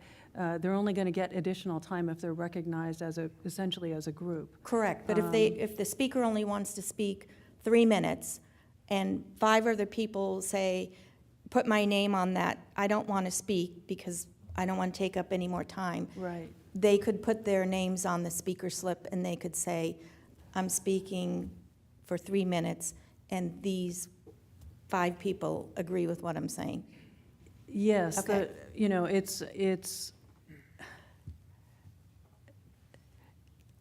We actually can't require anyone to fill out a speaker slip. We ask them to do it as a matter of courtesy and for the public record, to make certain that that's the case. So we can ask that they can ask that their names be placed on it. Okay. It's really up to the council whether, does it have the same impact and effect as somebody who has actually spoken? Do you know whether they actually have the assent of that person to speak for them? Those are all essentially things that the council will have to decide whether or not, to take at face value or not. But yes, they can tell, they can sign off on somebody speaking on their behalf.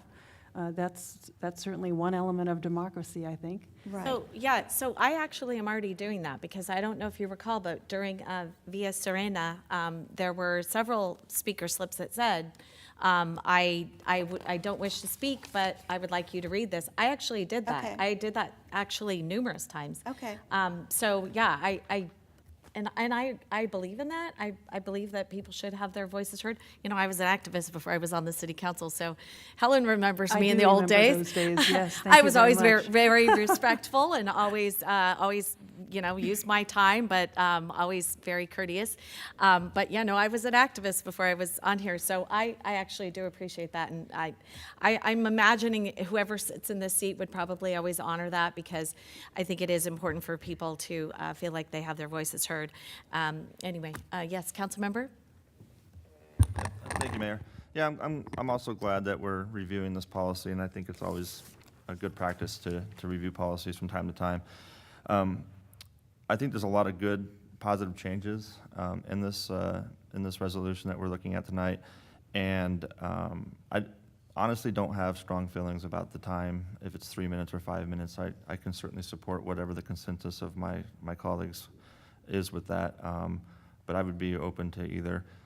It was referred to a couple times earlier that this is a political forum, and while I can understand where maybe some of that confusion, because there is a political process for all of us to get to where we are sitting, once you get here, this is a governing forum, and so the city, the state, and the federal government are better served when politics is not in this room. And so we try to do everything we can to keep politics out of here so we can do the business of the city and we can govern. And so I don't want to lose sight of that, because that needs to be first and foremost for our community. I agree. Councilmember, did you want to bifurcate the 5 minutes? Because you still agree with 5 minutes? Would you like to bifurcate that part of our action this evening? You can certainly do that. I'm not sure. Right, Helen? If she wanted to Helen? bifurcate, she doesn't agree with 3 minutes? I'm not quite sure what you mean by bifurcate. Bifurcate Do you mean a that motion part, to yeah, approve a motion everything to- but? Yeah. And then what? And then she could just say that she doesn't agree with that part, and we could just have this vote split in two. That means, yeah, that's a little tricky in terms of crafting resolutions after the fact. Okay. So she's already registered her disapproval of of that aspect of the policy, but I think it would actually pretty confusing. I mean, we could bring it back if We that's do it what at the- Sandag all the time. That's why I'm saying, people say, Yeah. oh, I want to bifurcate this, That's I why want I'm to not bifurcate general that. counsel of Sandag. Okay, all right, well, okay, so we're all good. Okay, so do I have a motion then? Move to approve. Do I have a second? I'll second it. Motion and a second, all in favor? Aye. Aye. Any noes? Okay, motion passes unanimously. Okay, moving on to item number 15. Actually, a business that has been waiting this evening with consultants I know in here. So this is a public hearing, and this is an appeal of the Planning Commission certification of environmental impact report and approved site development plan for the Hughes Industrial Building. This is resolutions number 2024-9307 and 2024-9308. Hughes SMCC LLC appeal of which is AA 24-0001 of a site development plan, SDP 22-0002, an environmental impact report and associated mitigation monitoring and reporting program, EIR 23-006, with findings of fact and statement of overriding considerations for significant and unavoidable impacts related to transportation for the development of a 67,410 square foot light industrial building. Do we have a presentation this evening? Actually, it's going to be you, Joe. I actually have a list here. The Planning Division Director, and then it's going to be Chris Garcia, our Senior Planner, and Karen Chu? Yeah? Yeah, Kyrene. Kyrene. So, okay, sorry, we haven't met yet. Our Principal Civil Engineer to provide our staff presentation. So I think that's probably starting off with you, Joe. Yeah, it's actually pretty simple for me. I'm just going to hand it over to Chris to start the presentation for us. But you have the best part of the presentation. No, I'm just kidding. Okay. Thank you. Good evening. The item before you is an appeal of the Planning Commission decision to certify an environmental impact report and approve a site development plan for the Hughes Circuits light industrial development. The project was originally submitted to the city in March of 2022. In April 2022, a letter was received from Lazo Drury LLP on behalf of Supporters Alliance for Environmental Responsibility, or SAFER, requesting notification of all environmental documents and notices on the project. In February 2024, a letter was received from SAFER stating that the draft EIR fails as an informational document and fails to impose all feasible mitigation measures to reduce the project's impacts, and that the draft EIR should be revised and recirculated. However, this letter did not identify specific deficiencies in the draft EIR and a response to the comments was provided in the final EIR.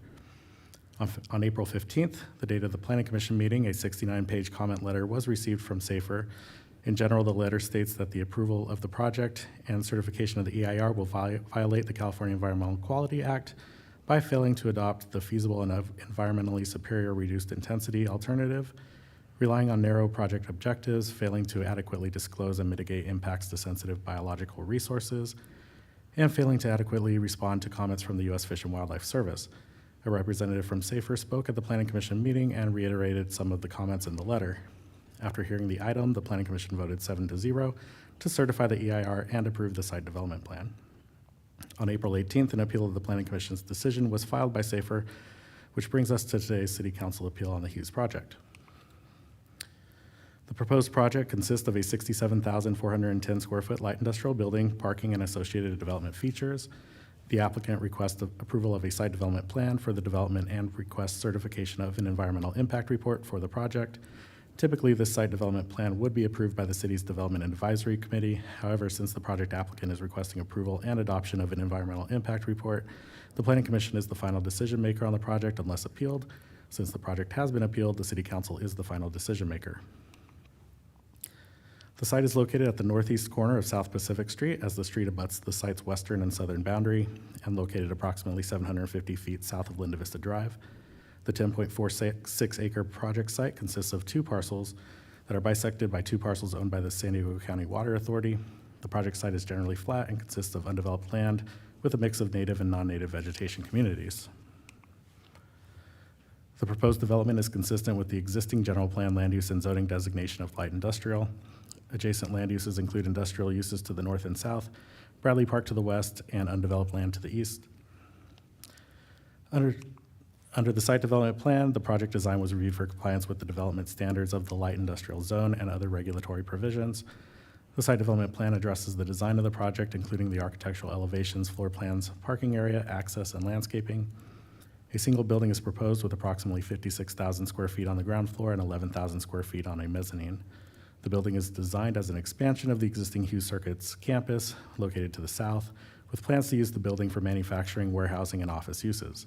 72 surface parking spaces are proposed, which includes 4 installed level 2 EV chargers. 4 loading doors are located at the north side of the building. The project will be accessed by 2 driveways, one at the southeast corner of the site and the other at the northwest corner. Project frontage improvements include curb, gutter, sidewalk, and right-of-way landscaping, as well as bike lanes striped on Pacific Street between San Marcos Boulevard and Linda Vista Drive. Development will be contained within 2.61 acres at the southwest corner of the site. A lot line adjustment will be prepared to separate the developed area from the undeveloped area.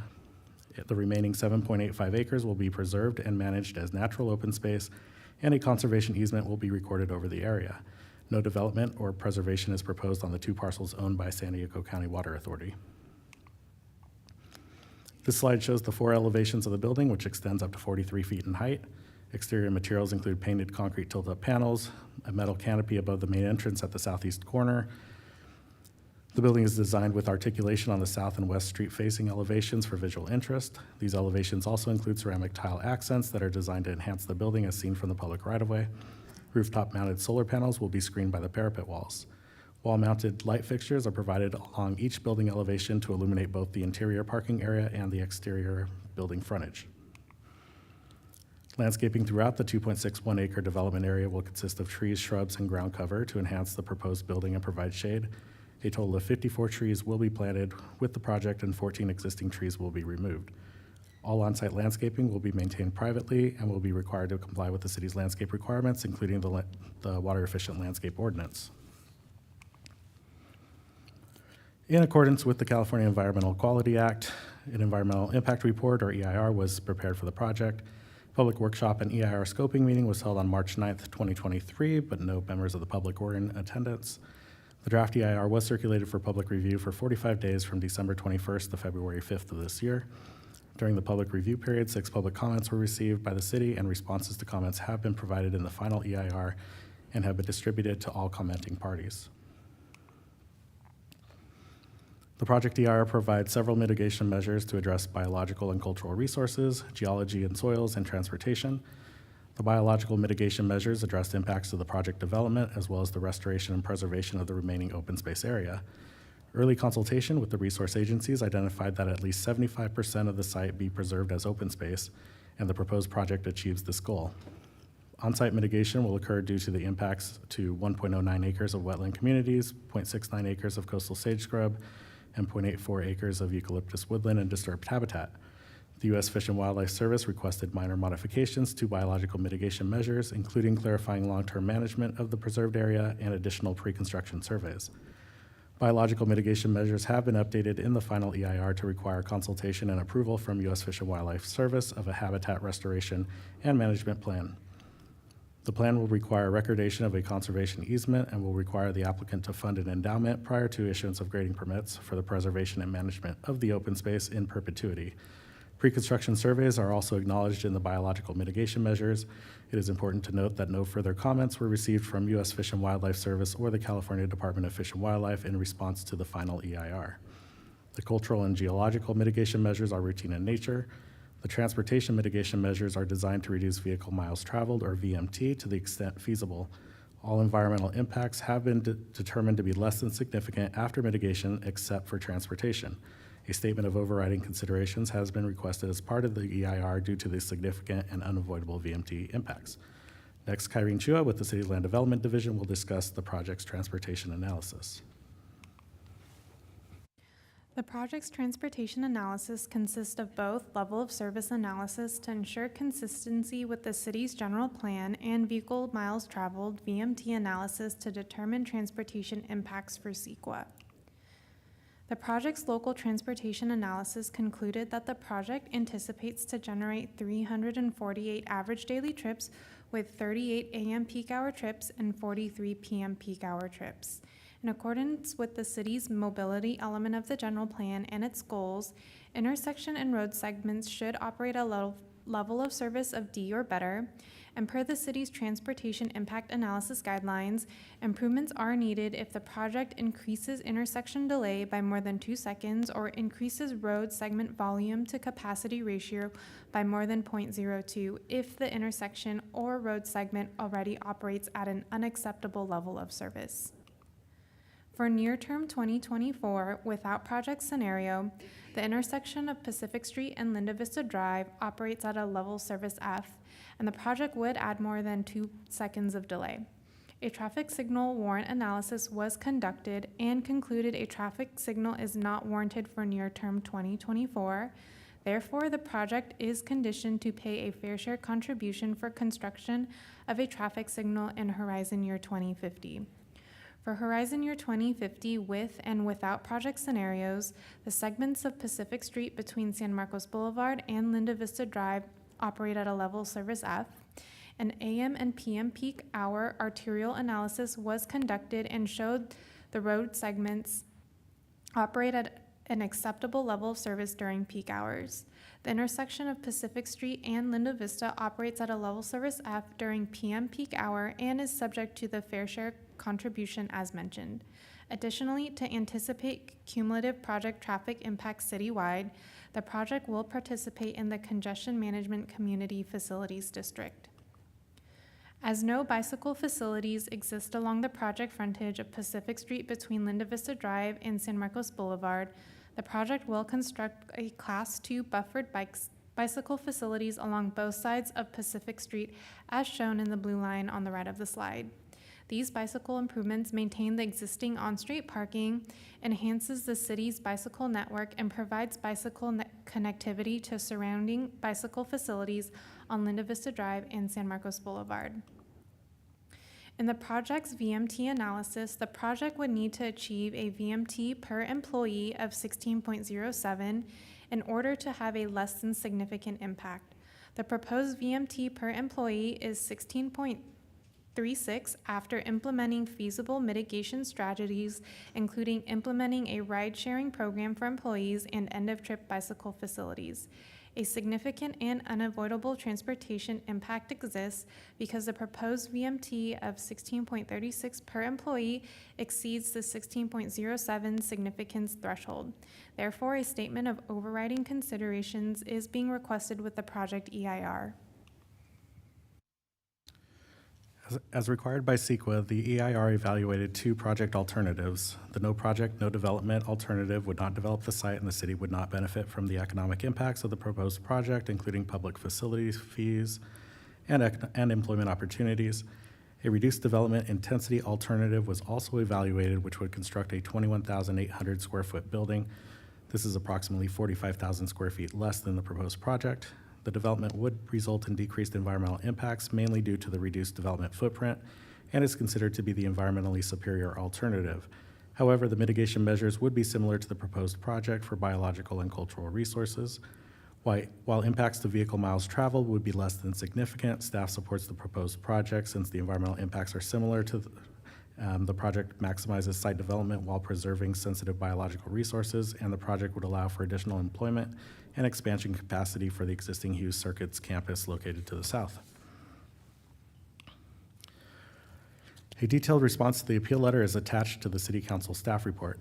However, I will review some of the comments and provide brief responses.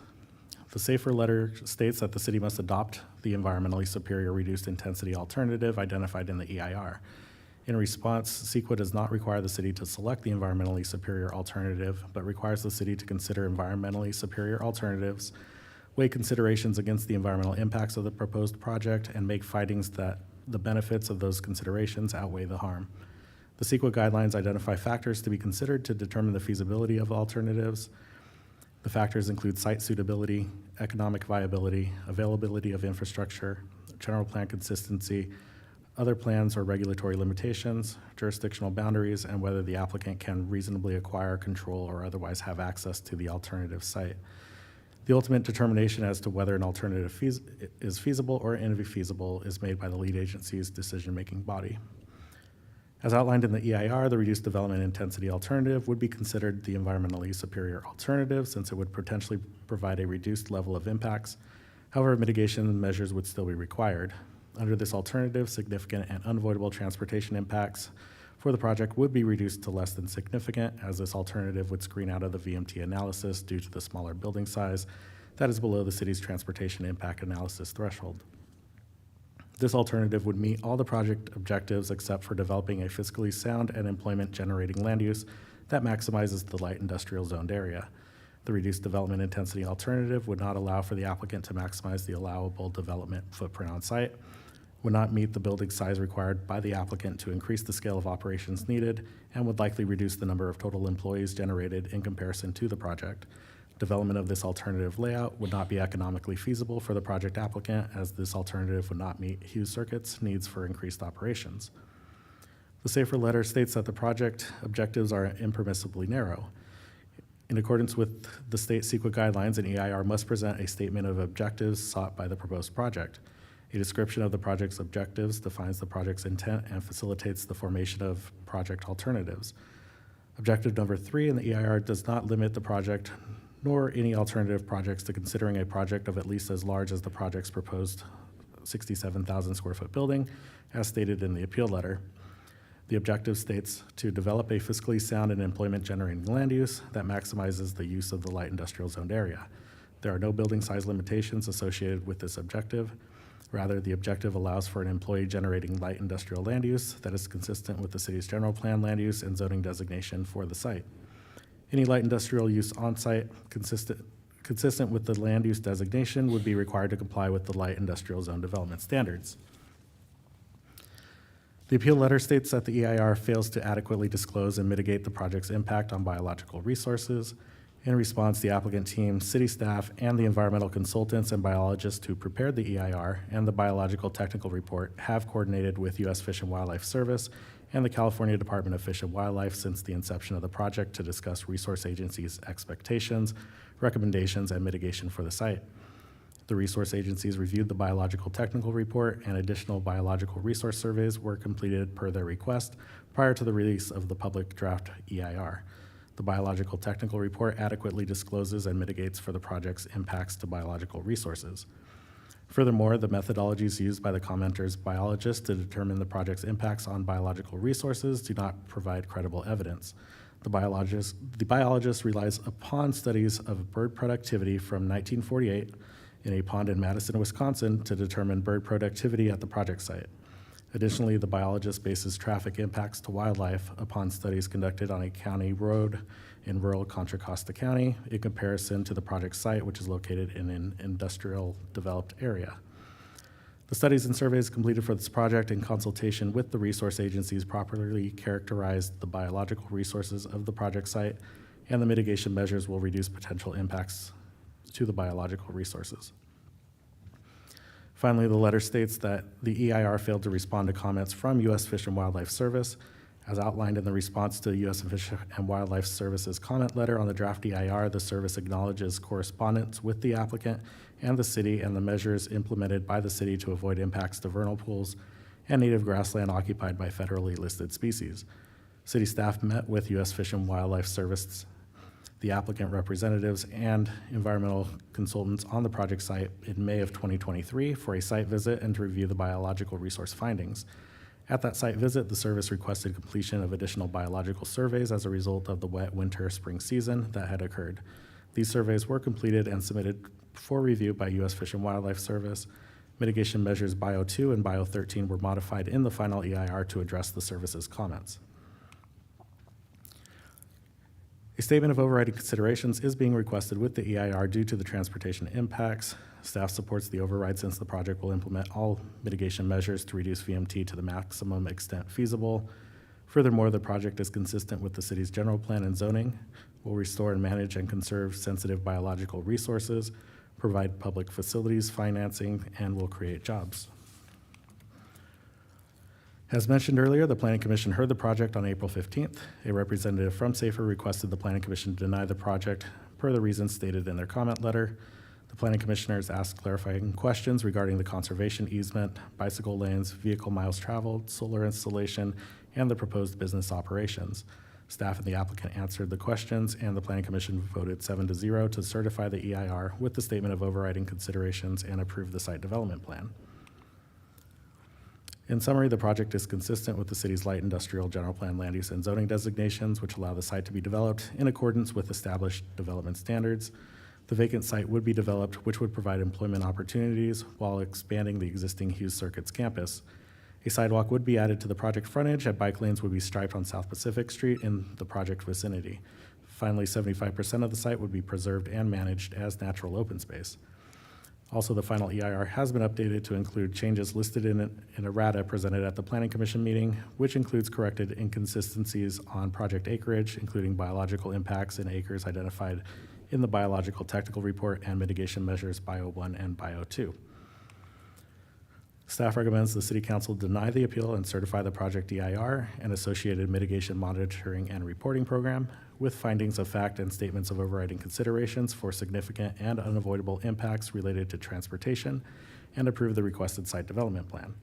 This concludes staff's presentation and can answer questions.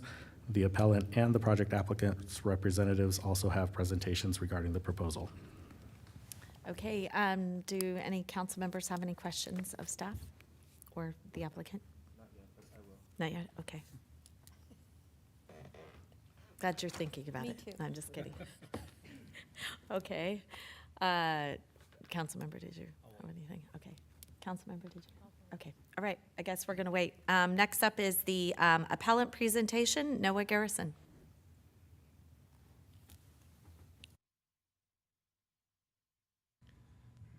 Good evening, Mayor Jones, council members. My name is Noah Garrison. I'm here for the law firm of Lazo Drury on behalf of Supporters Alliance for Environmental Responsibility, or SAFER. Thank you very much for taking your time to hear our appeal on the Hughes Circuit project. And given the sort of detailed presentation by staff, I don't want to be duplicative, but I do want to sort of additionally characterize and provide context for some of the points that were raised in our appeal. We've previously submitted comment to the Planning Commission and to City Council on this issue. And as noted by staff, we found that the EIR is deficient for a number of reasons, including that it fails to adopt the feasible and environmentally superior reduced intensity alternative, and that it relies on impermissibly narrow project objectives and fails to adequately disclose and mitigate impacts to sensitive biological resources. We are requesting that you deny the, or table the project for the moment until an EIR can be revised and recirculated for public comment. I want to sort of focus on some of the issues that were raised by staff here, or brought up by staff in regard to our appeal. First, that the project must adopt the environmentally superior reduced intensity alternative. Or put another way, when a project is determined to have significant and unavoidable impacts, SECR requires a feasible alternative to be adopted that meets most of the project objectives, results in fewer significant impacts. And in this framework, a feasible alternative is one that is capable of it being accomplished in a successful manner within a reasonable time frame, taking into account economic, environmental, legal, social, and technological factors. For the project, the EIR concluded that the project would have a significant and unavoidable impact due to the VMT, as mentioned by staff. But that reduction of the project footprint to a 21,000 square foot building instead of the 67,000 foot proposed facility would reduce these impacts below the significance threshold. As a result, this was the reduced alternative and would be the environmentally superior alternative. In order to approve the project with the significant impacts that are present, the city has to make a finding that the specific economic, legal, social, technological, or other considerations make infeasible the project alternatives identified in the EIR, and the city simply has not done that. Instead, the city has stated, and staff has reiterated, as staff pointed to, that the reduced alternative would not meet project objective number 3 to develop a fiscally sound and employment-generating land use that maximizes the use of the light industrial zoned area. Problematically, there's sort of a catch-22 here. As staff pointed to, the claim is that project objective 3 is not overly narrow because it doesn't foreclose anything, but that's particularly what it's being used for, is stating that because that objective can't be met, the reduced alternative or the reduced intensity alternative is infeasible. Critically, environmentally superior reduced alternative can't be rejected just because it might not be as physically sound or generate as much employment as the reduced alternative does. As California courts have noted, what's required is evidence that the additional costs or lost profitability are sufficiently severe as to render it impractical to proceed with the project. And that's not a finding that's been made by staff or by the city. So in other words, just because it doesn't fully satisfy project objective 3 doesn't render it infeasible. And even though staff have tried to circumvent this, and I appreciate the work they've put into it, the city can't make the required finding that the alternative is in fact infeasible. So related to that, as I just discussed, the project objectives are impermissibly narrow. In other words, project objective 3 is overly narrow because it forecloses possibility of implementing a less intensive project. Effectively, to meet project objective 3, the potential project must develop employment-generating land use that maximizes the use of the light industrial zoned area, and the city is therefore limiting itself to consideration of this 67,000 square foot footprint, which maximizes that use. That's what's being used as a reason to reject the environmentally superior alternative. As a result, it is impermissibly narrow, and the two sort of feed off of each other.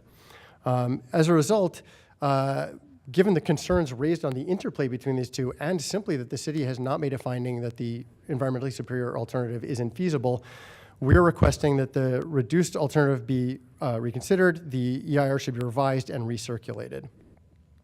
Next, as noted by city from our appeal, the EIR fails to adequately disclose and mitigate the project's impacts on biological resources.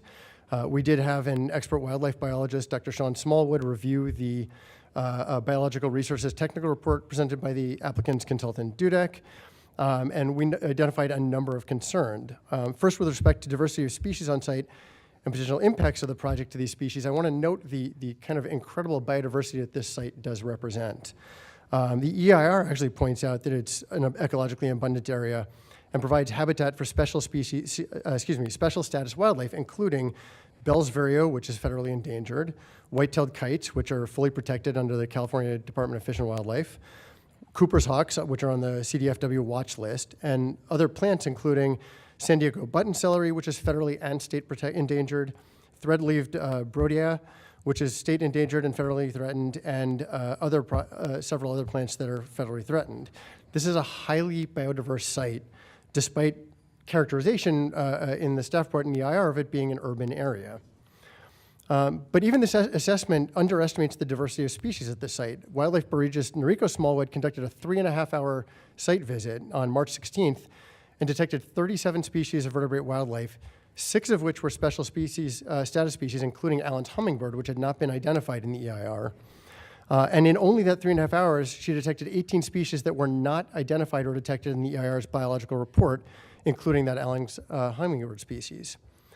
Dr. Smallwood further predicted that more thorough site visits based on existing databases will reveal a greater diversity of wildlife and detection of up to 155 species of vertebrate wildlife, 25 of which would be characterized as special status.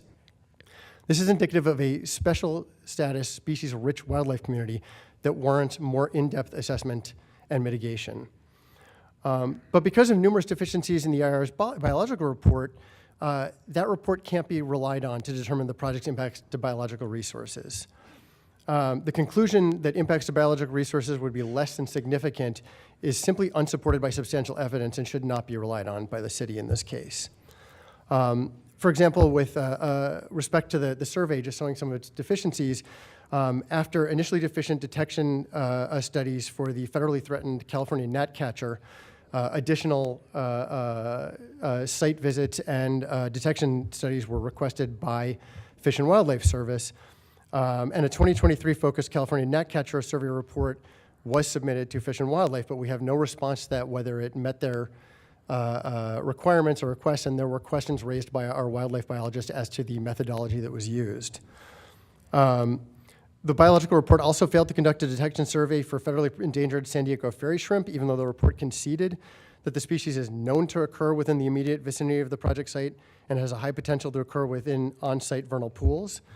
The biological report then claimed that focus surveys were not necessary because the project would not result in any impacts to the vernal pools, but the EIR also explicitly required restoration of vernal pools as a mitigation measure. It anticipated there would be impacts to the vernal pools. In response to comments, the EIR and study later acknowledges that the fairy shrimp were present on site and stated that mitigation measure Bio 2 has been modified to include following language, which states that any recontouring will avoid impacts to existing vernal pools and existing sensitive species and is intended to develop new pools or to expand pools from existing locations, but this is kind of a sort of a Band-Aid on the situation. There are still multiple potential impacts that could result, in fact, from other mitigation measures of habitat restoration and invasive species removals that could harm the vernal pool shrimp, as well as other rare plants. U.S. Fish and Wildlife Service had initially called for protocol-level detection surveys to take place on the site regarding proposed removals of invasive species. Those need to be completed, and they need to be completed before the EIR is certified. Third, the biological report used only a single database, the California Natural Diversity Database, or CNDDB, to characterize baseline environmental conditions. The staff report does discuss the benefits of the CNDDB, but it really overlooked opportunities to use other databases, including iNaturalist and a number of other online databases and wildlife surveys that should have been incorporated. By consulting additional databases, including iBird and iNaturalist, as I stated, Dr. Smallwood found 151 special status species that are known to occur near enough to the project site to warrant further analysis that are not discussed in the EIR. As a further concern, the EIR fails to disclose and mitigate the project's biological impacts due to habitat loss, wildlife movement, window collisions, and road mortality. Dr. Smallwood predicted that the project would result in a significant loss of 43 bird nests, with an overall loss of 200 birds per year. Found that the EIR applied improper standards to conclude that impacts to wildlife movement would not be significant. In particular, claiming that the site is only used by smaller urban adapted mammal and bird species, which was contradicted by the biological surveys conducted by the EIR's report and by by Enrico Smallwood. It stated that the site is not a wildlife corridor, which is not the correct analysis in this circumstance. The CEQA standards goes to wildlife movement regardless of whether a channelized movement or channeled corridor exists at a site, and that was not considered. And then again, based on the project's annual vehicle miles traveled projections, Dr. Smallwood calculated that traffic in the project would kill 832 vertebrate animals per year, and given the presence of special status species in this area, that is a significant impact that should be addressed in a revised EIR.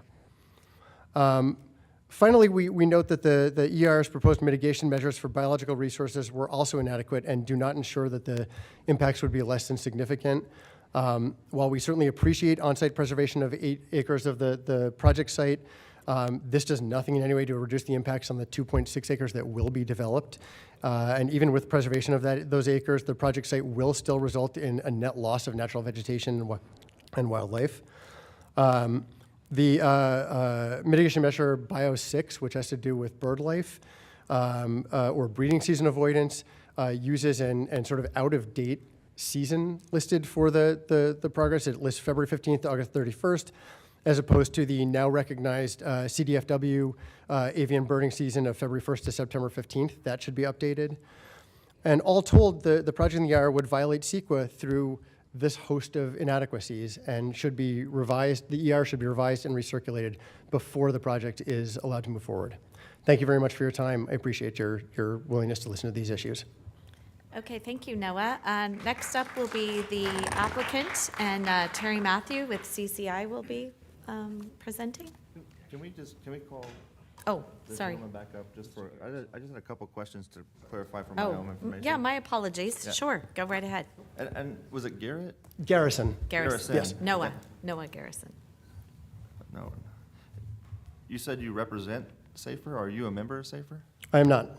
You're not? I'm an attorney. I work with Lizzo Jury on occasion. Okay. Is there a member of SAFER here? Not that I'm aware of. I do not believe so. Okay, that would have been nice. Has a member of SAFER visited the site? I would have to check with the primary attorney working on this. I believe so, but I would have to get back to you on that. Okay, yeah, if you could, that'd be great. And then you referenced Dr. Smallwood, and we read his name quite a bit in our packet, but is he here tonight? Dr. Smallwood is not here tonight. You have his comment letters in the packet that was provided to you. I understand. I just think if this group's very passionate, apparently, but they didn't show up. And that's bizarre to me. I certainly understand your concern over that. We do represent SAFER, and so our appearance here is on their behalf. But I would like to hear from no disrespect to lawyers, but I would like to hear from the actual members of the group and the subject matter expert, if you're going to come to a board like this. So just for future reference. Certainly, I appreciate the comment. Thank you. Yeah. Thank you, Councilmember. Anyone else? No? Okay. Next up is going to be, it's going to be actually not Terry Matthew. Matt Simmons with CCI. Yes, thank you. Excuse me. My name is Matt Simmons with CCI, and I'm here to represent Hughes Circuits in the appeal proceedings. I want to thank all of you for your time this evening as council members and devotees to the city of San Marcos, and staff for your wonderful presentation. Great job on a lot of the facts there. I'm going to do my best not to duplicate and replicate the whole way through, and for the community for joining us tonight as well. see if I'm operating this properly. Hughes Circuits, just for general knowledge, is celebrating their 25th year of business operations in this community. Their current facilities are located directly across the street from the project site. And this is not a simple need of an industrial developer developing an industrial pad, which is one of the reasons why Objective 3 is so important to this particular project site. This is actually an expansion of their business and allows them to maintain this business here in the city of San Marcos, rather than moving out to other locations where industrial lands are somewhat more accessible and easier to go through the development process.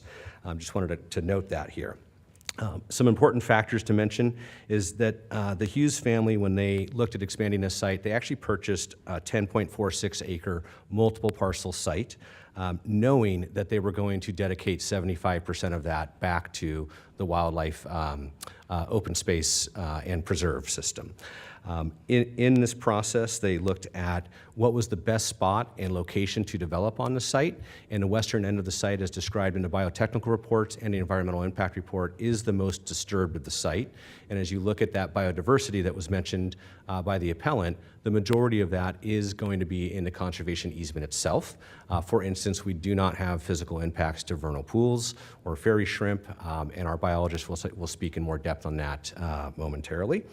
Their facility is going to be a 67,410 square foot light industrial building for warehouse, distribution, and light manufacturing.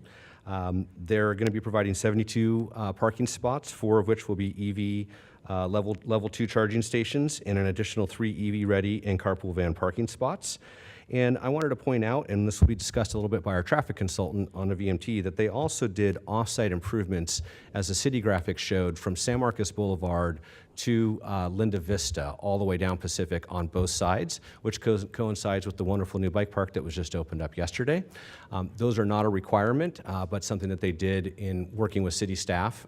It has become a requirement, but to solve some of the VMT-related issues.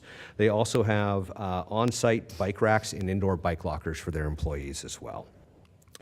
When you look at this graphic here, what's important to notice is the overall site. And its configuration, with the yellow side being the footprint, representing 25% of the development. The hatch marking is a separate parcel owned and maintained by the San Diego County Water Authority, with large pipelines going through the middle. And then everything else you're seeing on both sides of that orange hash mark that is not in yellow will be in the conservation easement that will be protected with an endowment that will last in perpetuity to maintain that open space permanently. When the EIR was conducted, as mentioned earlier, there was one overriding consideration, and that was the traffic circulation. I'd like to bring Jonathan Sanchez from Chen Ryan and Associates, or I'm sorry, CR Associates, up to the dais to speak about the overriding considerations.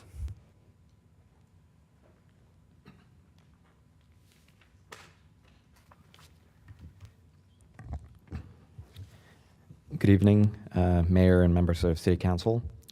I'm Jonathan Sanchez, the traffic engineer for the project. As I was mentioned before, the project has a transportation-related impact as it pertains to CEQA, despite providing VMT mitigation measures in accordance to the City of San Marcos Transportation Impact Studies, which in turn are consistent with the CEQA requirements. It is difficult to mitigate VMT-related impacts for a project such as this one, a light industrial project, as there are limited VMT reduction strategies that are applicable or feasible. However, the project coordinated with city staff and provided mitigation measures to the extent feasible. As I was mentioned, the project will provide a ride-sharing program for employees that includes exclusive ride-sharing spaces for vehicles, bike lockers, showers, personal lockers, to encourage the use of bicycles towards the side. Additionally, the project will construct half a mile of Class 2 bicycle facilities between San Marcos Boulevard and Linda Vista Drive along Pacific Street, which will provide a very important connection to areas such as Bradley Park. Additionally, the project will also provide EV charging stations, which, to clarify, this is not a VMT mitigation measure. However, it is a measure that will reduce GHG emissions. One item that I would like to discuss quickly is that the appeal letter mentioned wildlife mortality as it associates to VMT. However, vehicle-related fatalities of common or protected species wildlife is not a CEQA impact threshold as it relates to transportation. Additionally, there is no substantial evidence that significant fatalities currently exist within the vicinity of the project site. Therefore, vehicle fatalities of protected or common wildlife species is merely speculative. Thank you. Okay, I'd also like to bring up Vanessa Scheidel with Dudek Engineering, who is the preparer of our environmental impact report. And wanted to just go over kind of the purpose of CEQA, and I won't go through each of these points here, but the point of the process is to invite the public in and make comments. As noted in the staff report, 1 month after application, we did receive a letter from SAFER saying that they would like to be notified of every application and every process that moves forward where that public opportunity was there. However, they didn't continue to support that effort by showing up at our public workshops or being a part of the environmental impact report with meaningful letters that discuss specific points. Rather, they reserved their time with a letter saying they'd like to bring that forward at a public hearing, which the day of the hearing is when they gave us a 69-page letter. If I could have Vanessa speak for a moment on the City of San Marcos and the EIR consultant list and just the preparation of the EIR in general. Good evening, Mayor Jones and Council. My name is Vanessa Scheidel. I'm with Dudek Environmental, and I helped manage and prepare the preparation of the environmental impact report for the Hughes Circuits project. Dating back, I know Chris went over some of the dates already, so I'll keep it brief, but we've been working on this project for a few years now. The NOP was issued back in February of 2023. We held a scoping meeting. There were very few attendees. The attendees that were present did not include SAFER. The NOP meeting was held on March 9th. The EIR was drafted by Dudek and technical specialist. The EIR and all technical reports were third-party reviewed by HDR, a consultant on the city's approved list of consultants.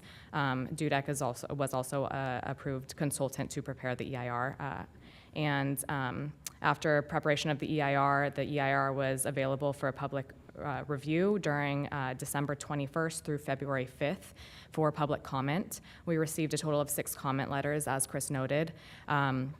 At that time, SAFER had prepared a letter as part of public review stating that they would like to hold space for future comment, so they did not provide their comments that they provided on the day of PC hearing at that time. And finally, the final EIR was completed on March 2024 in preparation of the PC hearing, and the final EIR includes all responses to public comments at that time. I don't know if we really necessarily need to go over this slide, but I do want to take this opportunity while I'm up here, though, to just address 2 of the points that Noah made for speaking on behalf of SAFER. He brought up first the feasible alternative. And I know that some of this text that I'm about to read is already presented to you and as part of a summary, but I just wanted to note here that Chris had mentioned that under CEQA, the goal of identifying the environmentally superior alternative is to assist decision makers in considering a project approval. CEQA does not require the lead agency, in this case the City of San Marcos, to select the environmentally superior alternative. Instead, CEQA requires the lead agency to consider environmentally superior alternatives, weigh those considerations against the environmental impacts, and make the findings that benefit those considerations outweigh the harm. And I also wanted to make note that the project, as we've gone over, would only develop 2.61 acres or 25% of the 10.46 acre project site, and would preserve and restore the remaining 7.85 acres, 75% of the site, at the request of the U.S. Fish and Wildlife Service. It should be noted that it is possible that another development, should this project not be approved, another development application could come forward and propose development for more than 25% of the site, so that was also under consideration. And I also would like to note that although the reduced development intensity alternative would result in similar impacts to biological resources as that of the proposed project and would require similar mitigation measures to that proposed for the project, the applicants agreed upon financial responsibilities of the restoration and enhancement of the preserved portion of the project site could differ under the reduced development intensity alternative. And then lastly here, just to touch on the note that Objective 3 is narrow. I would like to just mention that as outlined in Chapter 2 of the EIR, Objective 3 states the following: to develop a fiscally sound and employment-generating land use that maximizes the use of the light industrial zoned area. There are no building size limitations associated with this objective. So the SAFER letter had said that it's narrowly written so that it has to be 67,000 square feet of industrial use. The objective number 3 does not state any limitation to size. Rather, the objective allows for an employment-generating light industrial land use that is consistent with the city's general plan land use and zoning designation for the site. Any light industrial use on site consistent with the land use designation would be required to comply with the light industrial zone development standards as outlined in Chapter 20.230 of the city's municipal code. The minimum lot area required for light industrial zone site is 20,000 square feet. However, there is no building square footage or site coverage minimum or maximum associated with the light industrial zoning. So I just wanted to add that note in. Great. Yeah. Thank you, Vanessa. Okay, I know we're running short on time here. I just wanted to point out that the City of San Marcos does require us to pick their consultants from a pre-vetted approved list, and Dudek was one of those consultants. With us tonight is Scott McMillan. He is the Senior Habitat Restoration biologist for Dudek, and I just wanted to point out quickly, I won't go through all of this, but Dudek has 43 years of service with 180 California agencies related to CEQA development projects, so they're very experienced in their field. And if I could have Scott talk for a few minutes on the biological points. Thank you, Matt. So I'm going to talk a little bit about the work that Dudek did with respect to the biological surveys, and then touch on a few of the points that are made in Dr. Smallwood's report.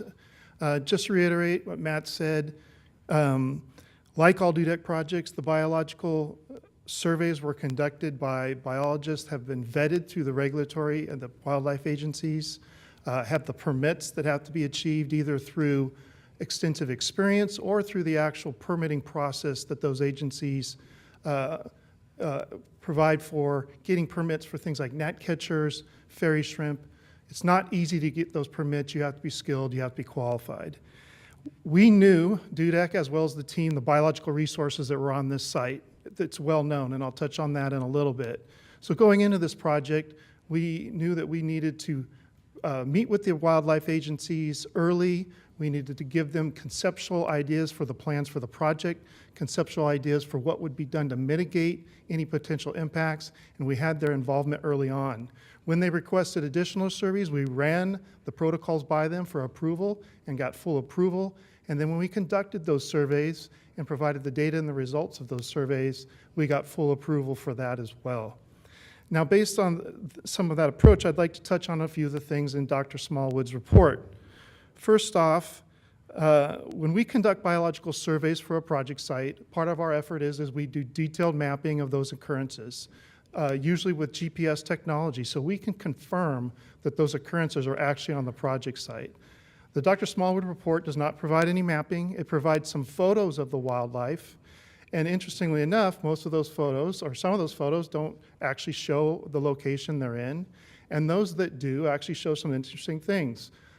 A few of the bird photos are actually taken with birds on barbed wire fences. We have no barbed wire fences on our property. One of the bird photos shows a bird on a pine tree. There are no pine trees on the project site. A couple of the photos are of pond turtles, the bullfrog. Both of those species require ponds that are around year-round. The water resource and features on this site are ephemeral. They're there for brief periods of spring and then dry up. Thank you. Sorry. That'll conclude our presentation for now. I believe there will be another opportunity to speak momentarily, so we'll address. Sure. Does anyone have any questions at this point in time? I do. I think we probably do. go ahead, So, Councilmember. It wasn't known if Safer has been out to the site, but I drove out there on Saturday and visited it in preparation for this meeting. And what I saw there was, habitat that really is in need of being restored. The condition of the environment out there is not really good right now. There was a lot of litter. I think I saw some blue tarps. And if you, Mr. Simmons, if you can just talk a little bit more about that restoration process and what's going to be included, because I do think, in looking at this image that we have on the screen here, a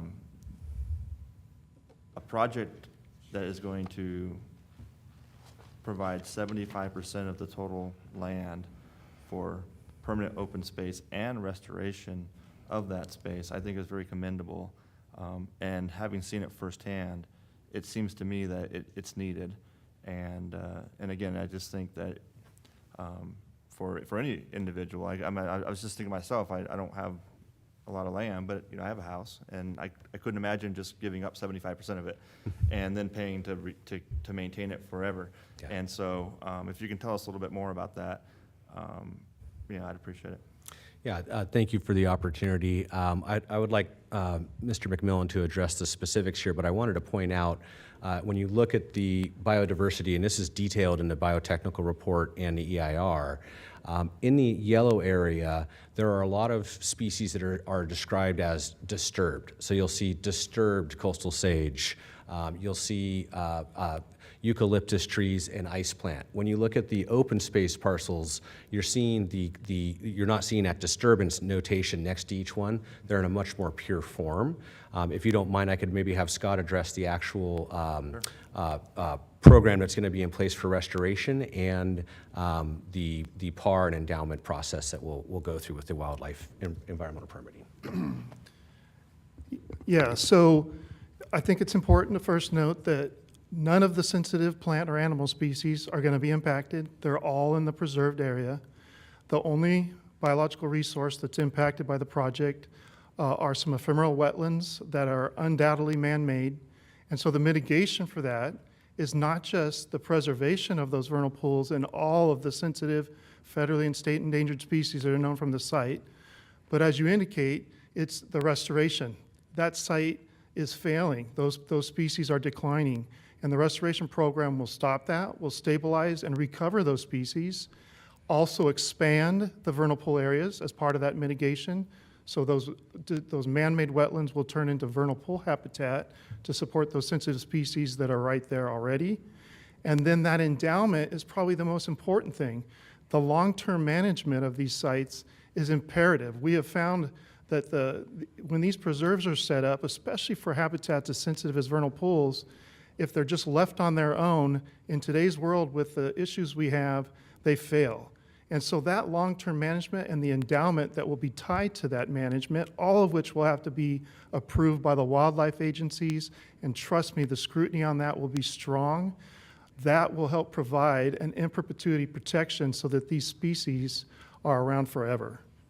So just a question on that real quick. So if you're trying to protect the vernal pools and whatnot, and it's not working, then I'm assuming that they would have you change whatever you're doing, or how does that work, being that there is the endowment? So first off, the restoration program that will be required up front will have to get those pools and any of the new pools that are developed and the habitat that's associated with them to a certain level. There will be strong success criteria. Yeah. If that success criteria is not met, the project will have to continue. What will probably be planned as a 6-year project will keep going until those measures are met. And then there will be measures for adaptive management so that if there is signs of failure, there will be triggers to change the management and step it up and address those issues. All of that will be part of those plans. And will there be fencing to protect it? Absolutely. Yeah. There'll be fencing to protect it from the trespassing. People can't walk on it, yeah, exactly. From the trespassing we see now and stuff, certainly. It will be to keep foot and vehicle traffic out of that preserve and help make sure that anyone who goes in there, has permission, is doing something important, whether it's monitoring, weed control, something that's going to benefit the preserve. So absolutely, it will be fenced and protected again, a big issue for the agencies. They'll make sure that what we're proposing is what they expect. And in a much better state than it actually is It's today. definitely important. There is Yeah. currently trespassing on Yeah, that property. there is. Yeah. Of course, when we've been out there doing surveys, we run into that a lot. And that is, part of what will be restricted, with this program. I have a related procedural question. Can you walk us back through then, how is this set up, the endowment and then, for instance, I'm thinking about is the management of the property and all of what you described, who's responsible for this? Is it the agencies, the Fish and Wildlife agencies? Is it the city? Is it, if you can? So the plan, there'll be a restoration plan. That'll be the upfront stuff. Then there'll be a long-term management plan, which will talk about the monitoring, the maintenance, the other activities that will need to be done in perpetuity. That long-term management plan will have a cost associated with it, which will be determined. And then, of course, that cost of, price per acre per year will be used to determine what that endowment needs to be, based on an assumed, interest rate. And so that endowment will be set up. And then a long-term manager will end up being identified for it. That has not been identified, although we've already had some nonprofit land conservancies that concentrate on vulnerable habitat that have already offered up wanting to take this over once it's, finished and in good shape. And so that long-term manager will take that endowment. The endowment will be set up somewhere like the San Diego Foundation, and every year that chunk of money that was identified in the plans and approved by the agencies will be available for monitoring and maintenance and to address issues if, there's changes in conditions or problems that arise. And council members, specifically to the question of whose oversight it is, those are forms that are generally to the specifications of the resource agencies. The content is also to the specification of resource agencies, and the city does participate in that process as well.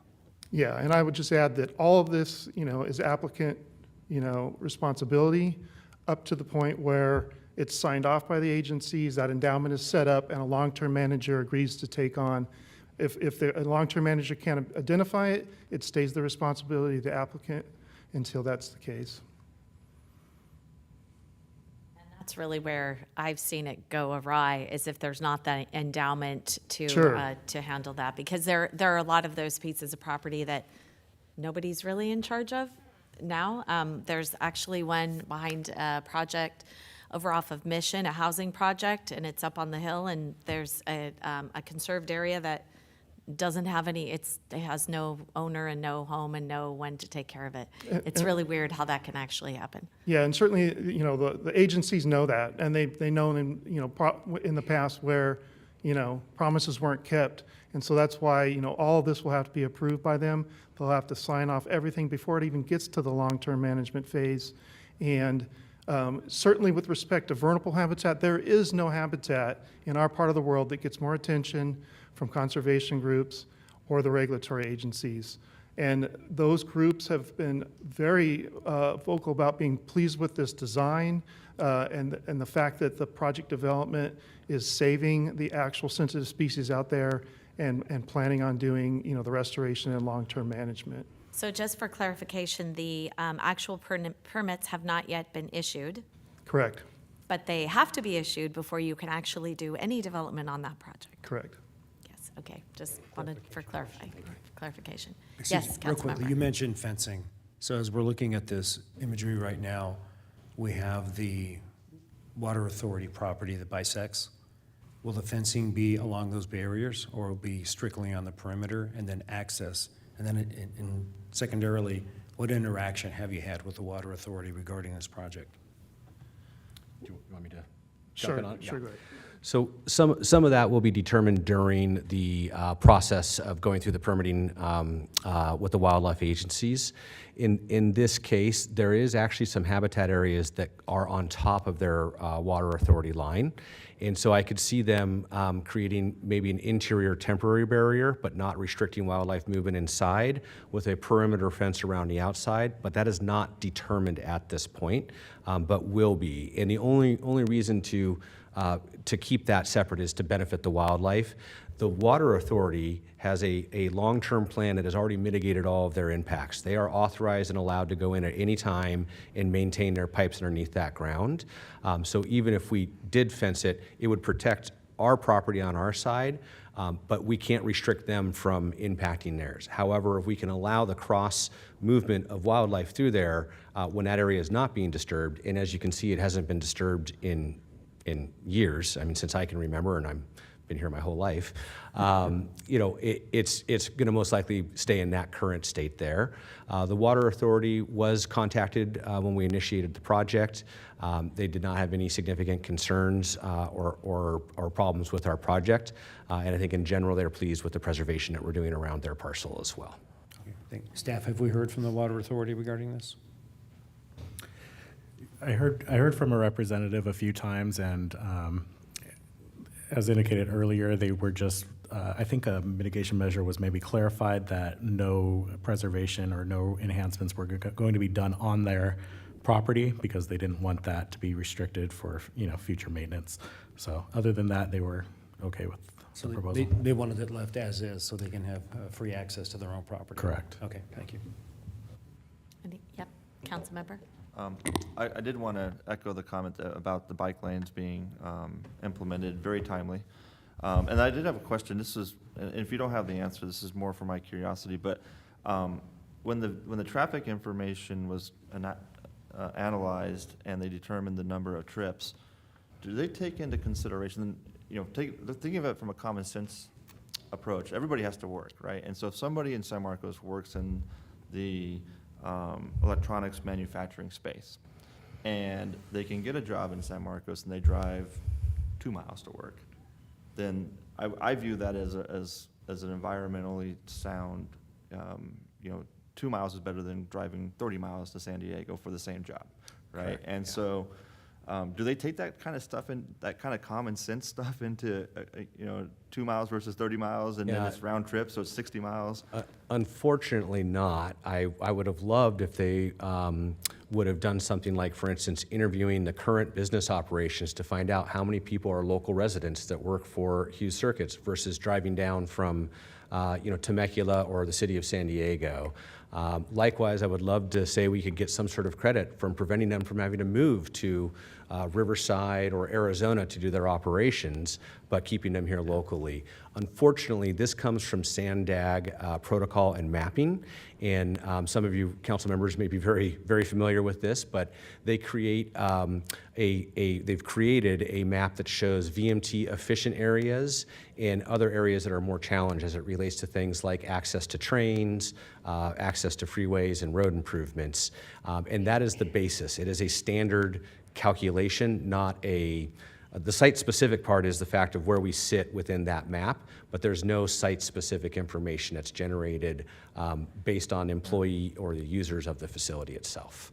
I hope that addresses your comment. Thank you for that information. Yeah. I know that's not totally on you or your project. I was just curious because it just seems, one of the things I've noticed, and having only been on the council for a year and a half, is that we need some more jobs like this in San Marcos, so Yes. so folks get off the freeways, get the tailpipes off the road, right? Yeah. We all are very environmentally conscious, and I drive an electric vehicle myself. Yeah.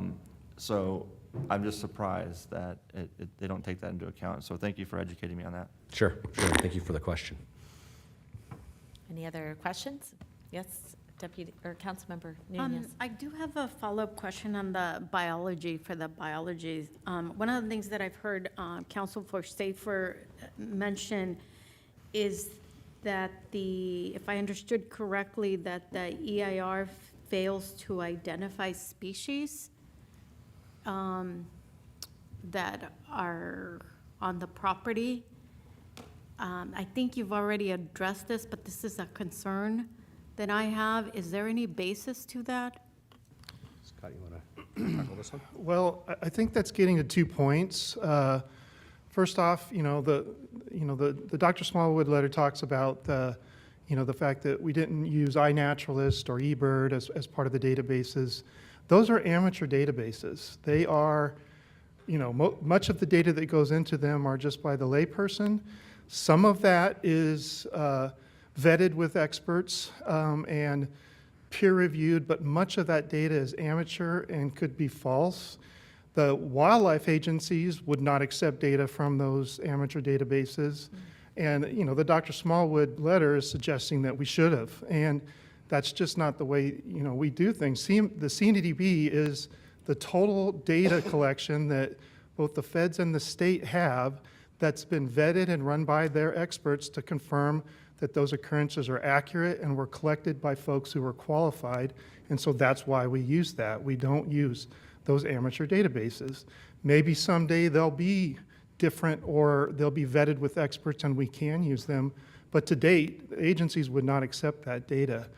There's also the suggestion, because of the graphs that were provided in there, that there's this number of species detected over time. Those types of graphs are also not something that the wildlife agencies take into consideration. It's not something that they ask for.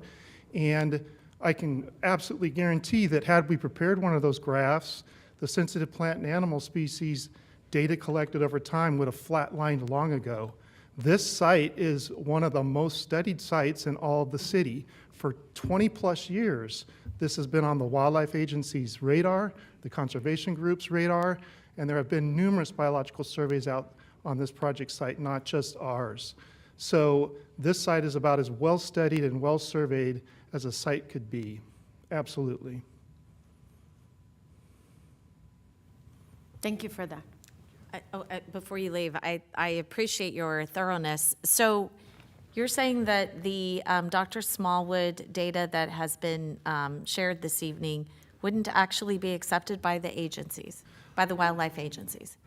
Some of it, but much of it not, no. I mean, those occurrences make without the sense. mapping, the estimates of species that weren't detected, all of that, and also they would have required that the surveyor had met their requirements, had been vetted with them. So, they would not, the agencies would not take Dr. Smallwood's report and apply it to what they believe is the analysis. So you could never get a permit? with No, there's that no type- way. okay, There all is right. no way. That's interesting. Okay, all right. Okay, any other council, yes? Did you- Questions or comments? Questions, we're on questions still. Then Deputy Mayor. A couple questions. So when you talked about in your presentation about on-site bike racks and the bike lockers, are we talking about e-bikes also? Or just bicycles? The bike racks and lockers wouldn't be specific to a type of bike, so it could handle e-bikes, mountain bikes, street bikes, BMX Okay. bikes, beach cruisers. Okay, the bike racks will be big enough for the Yes. bigger, wider. For the larger okay. wheeled, yes, yeah. Okay. And then parking spaces. So I read in the report there's 68 required and there's 72 spaces. How many employees are there currently, approximately? And is this enough for future growth? This is intended to handle their future expansion. The fact that they have a facility existing right across the street also helps with that. I do have Mr. Hughes here. I could ask him the current employee basis, but I'm confident this handles their expansion. Would you like me to find out real quick what the No, current base? that's Okay. fine. Yeah, they are a quite large employer here in San Marcos. And are they going to keep their current space? I think- Yes, they are. And, okay. Yeah. And then, you talked about the EV chargers, and I saw, on your page that there's actually also 3 ready spaces also, so that's Yes. a good thing. Yeah. So, I guess how are we in time going to know if 5 EV chargers is enough with more EVs coming on? How do they adapt for that in the Sure. future if they're only going to have 5 ready, 4 plus. Yeah, 4 plus 3. Yeah. Yes. So as you guys are probably seeing right now, EV technology is changing rapidly. In fact, I think it is Volvo. I may be wrong on the manufacturer, but they just came out with a standard plug that plugs into any outlet that will charge your car now. So I would think that technology will also evolve with how they're hooked up as the needs increase. So when we get to that state mandate of X percentage of EV vehicles, the technology will be slightly different and easier to accommodate as well. Okay. And then when staff was talking about the level of service analysis, so I'm not sure if this is a staff question or an applicant question, but it talked about fair share contribution. Yes. One of them is fair share in the horizon year for 2050. So what does that cost look like? Yeah, so and I'd be happy to have staff address this a little bit more specifically. I'll give you the generality of it. Is fair share is based off of what you are contributing in your traffic count to that signal. So to simplify it, if a signal saw 100 trips and you were adding 10 trips to it, your fair share would be 10% of that signal cost. In this case, we're talking about thousands of trips, and I forget the exact number, but 348 or 68 trips per day is a fairly low number that would be contributed. So during the final permitting phase of this, when we come in for our building permits and our final engineering for the entitlement here, we will go through with your staff what that contribution looks like, a design of that signal, what the cost is, and then you would divide it by your trips, and that would be your fair share contribution to that. And please, Kyrene, if I've mischaracterized that, please correct me. No, that's correct. And the transportation analysis has identified a 1.6% fair share contribution, which includes the cost for design and construction of a traffic signal. Okay. And where would the traffic signal be? Oh, South Pacific and Linda Vista. Yes. Oh, because there's a stop sign there, right? Yes, right at the corner there at Bradley Park. Yeah. Okay, I'm with you on that now. Okay, let me just see if I had any I wanted others. to know how many employees. Okay. So maybe you could ask that while she's looking. Sorry. I was just curious.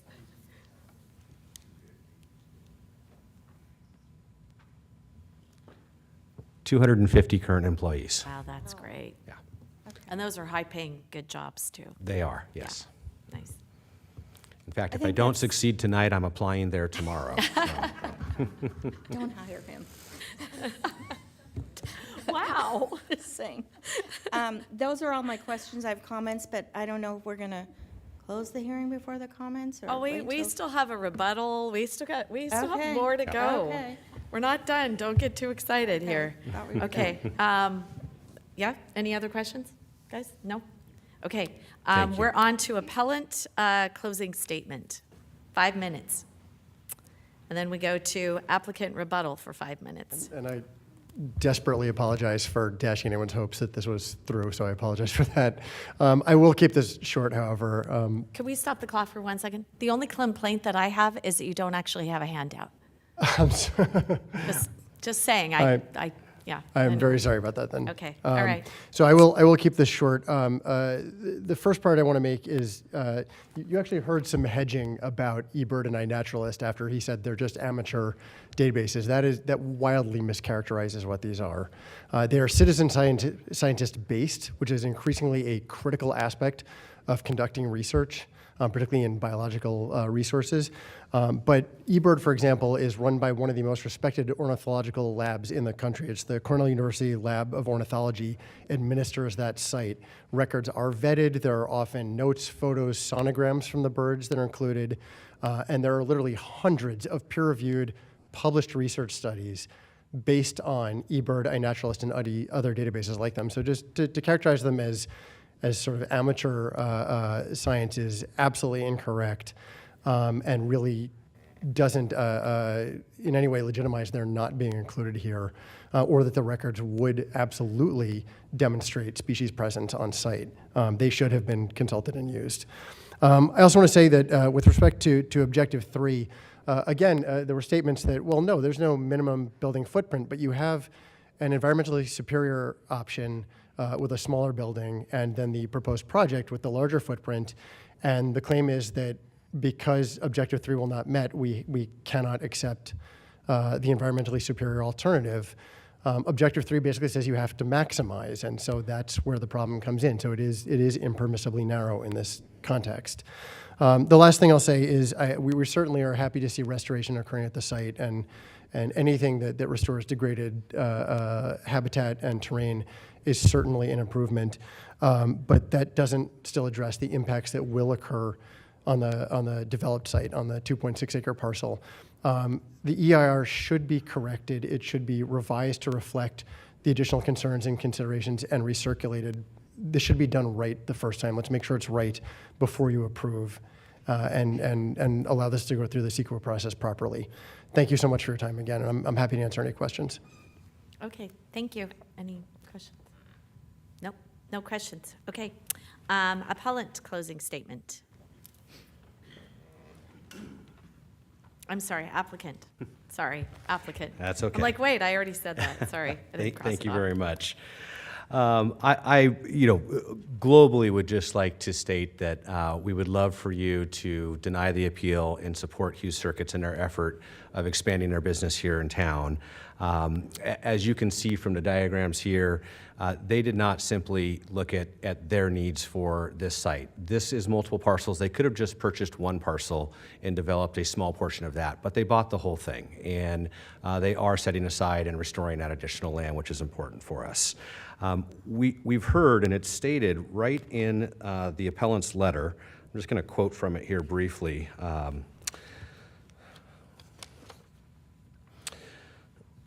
That this comment is submitted on behalf of Supporters Alliance for Environmental Responsibility and its members living or working in and around the city of San Marcos.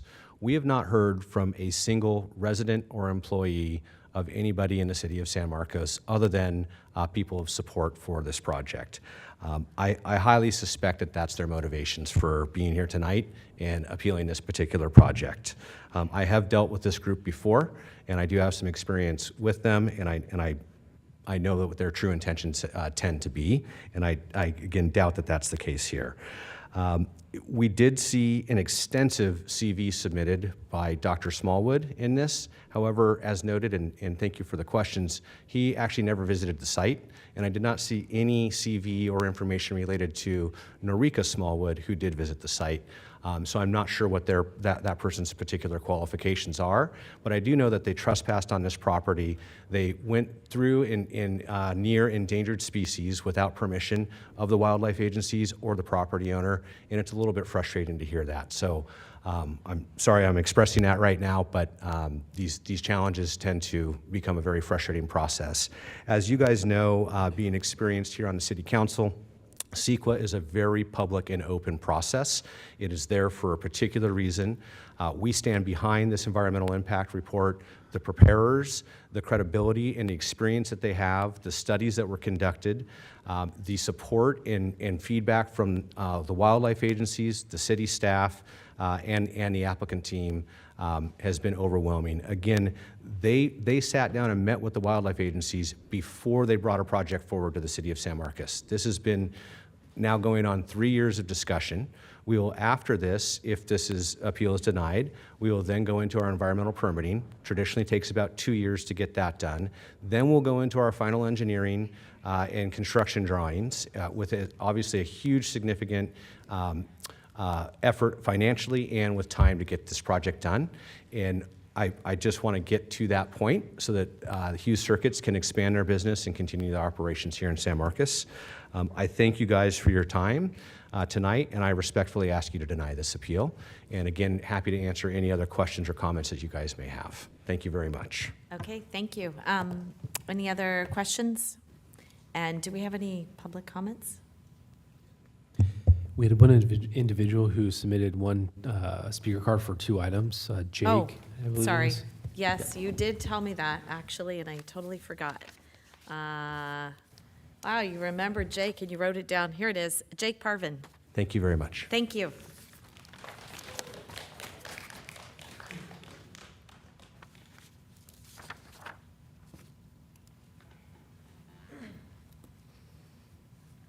Hi, my name's Jake Bourbon. I was an environmental studies major at Cal State San Marcos. I just graduated class 2024. We've had a lot of classes looking at the processes of the EIR, looking at how caps work and how government agencies like yourself have the ability to make an impact. You guys are a real nexus in the process. You guys have very big decision-making power, especially once it goes to the appeal process like this, and you guys are the final say-so on if the project is approved or not. Considering the meeting we had last week with staff as a group, you guys had voiced a very determined stance on your climate action plan. I see how under the considerations of 75% of it being used as a conservation area, it could appear as this is going to be beneficial for the ecosystem. But this is not fill-in development. If you look at we don't have it up anymore, but if you look at the development, it's a clear area. We could pause it for you and put up, what would you like for us to put up for you? Just the map. footprint, that one? Yeah. Sure, yeah. So we'll do it's that. not fill-in space, the development. As you can see, it's open land, and it's more than 2.5 acres of open land, more than 2 acres of open land, I believe, is not considered fill-in development because it's an open area. On top of that, the chaparral biome is an incredibly endangered and important biome. That is chaparral and vernal pool biome. This is an area that is very overlooked and underprotected. I believe we only have 3% of it left within California out of 100% of it. So 97% of chaparral has been overdeveloped. This biome does not have a voice. It's not very economically valuable because it doesn't have a lot of natural resources or a lot of natural capital. There's not many lakes. Sorry, are you referring to something that's in the environmental impact report specifically that is not being addressed? So chaparral is the overall biome. The environmental impact report denies negative declaration. So it was denied, and there was an appeal put forward by them. And I feel like the process is kind of seeming as though it was not originally denied, coming from the perspective of I'm sorry, what was your question? Oh, I was just asking if you were referring, sorry, could you stop the clock for 1 second? I was just asking if you were referring to something specifically in the environmental impact report that was not addressed. No, it's addressed that this is. Oh, okay, I'm sorry. I just want to make sure. No worries. Okay, all right, okay, thank you. But I just wanted to point out the importance of that to you guys, the importance of chaparral and the fact that it's being developed. One of the important plants identified, one of the protected plants identified is coastal sage scrub. Coastal sage scrub is an iconic plant to the area, and it's one of the keystone species for chaparral environments. So developing over this area is environmentally degradative. I think you guys should listen to the experts on this topic, CEQA, the agency who is created to basically lead you all as leader to a decision. They're the experts on this, and they have already made a decision, so I think it's best you guys would follow their suggestion. Thank you. I'm just curious, could our biological expert speak to that? And I while don't they're know, I'm coming up, I confused just by wanted it. to congratulate the speaker for your Yeah. graduation recently. Yeah, that's And, pretty awesome. I don't know if you came here tonight to speak on this topic or not, but thank you for showing up. Well, you actually had both things on there. Oh, I okay. just Well, forgot thanks because for- I put thanks for one on showing there. So a couple things. There is no chaparral habitat on the site. There is coastal sage scrub. He was correct, but that's not a species, that's a vegetation type. So we did analyze the coastal sage scrub vegetation. A small portion is being impacted, the rest is being preserved.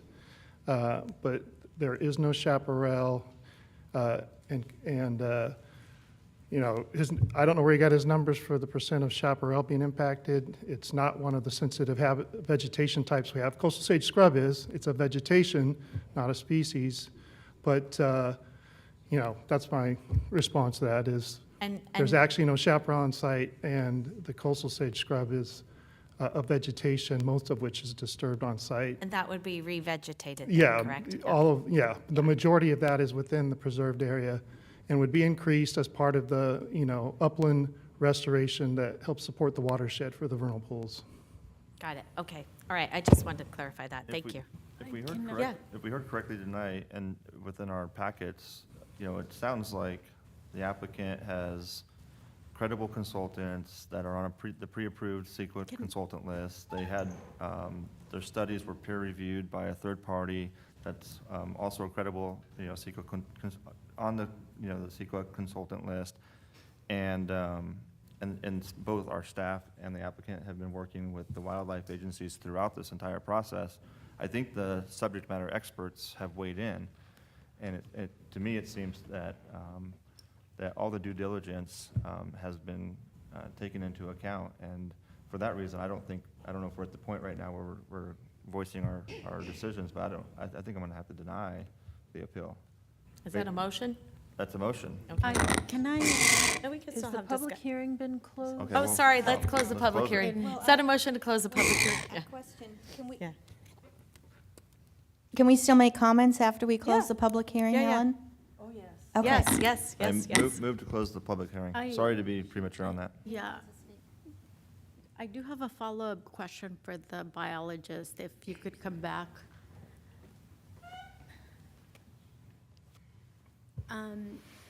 If we do approve this or deny the appeal and this moves forward, we have a long-term management that's in place for the site.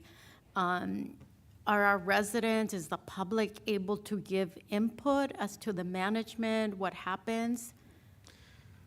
Well, I mean, in general, no, I mean, that's not part of the process, no. You know, the wildlife agencies will play their role and establish. Now, as part of the plans we write and stuff, we may have public access or, you know, potential for, you know, the public to come out on special trips where they're guided tours or something like that. But I mean, that's all to be determined right now. Honestly, I love, I mean, I teach a class at San Diego State on vernal pools, and I love taking people out to see the vernal pools so they can actually appreciate all the stuff we're talking about, and they're not just things they read about or look at on the computer. But the agencies are pretty uptight about public access to these places because the vernal pools especially are super sensitive. I mean, the young man cited the 3% chaparral left. I think that may be coming from the stats that there's really 3% vernal pools. That's the one that is down to probably well less than 5%, is why it is considered so special. And we have so many listed species within that habitat that's barely left. And the agencies, you know, are very uptight about allowing access other than the approved folks.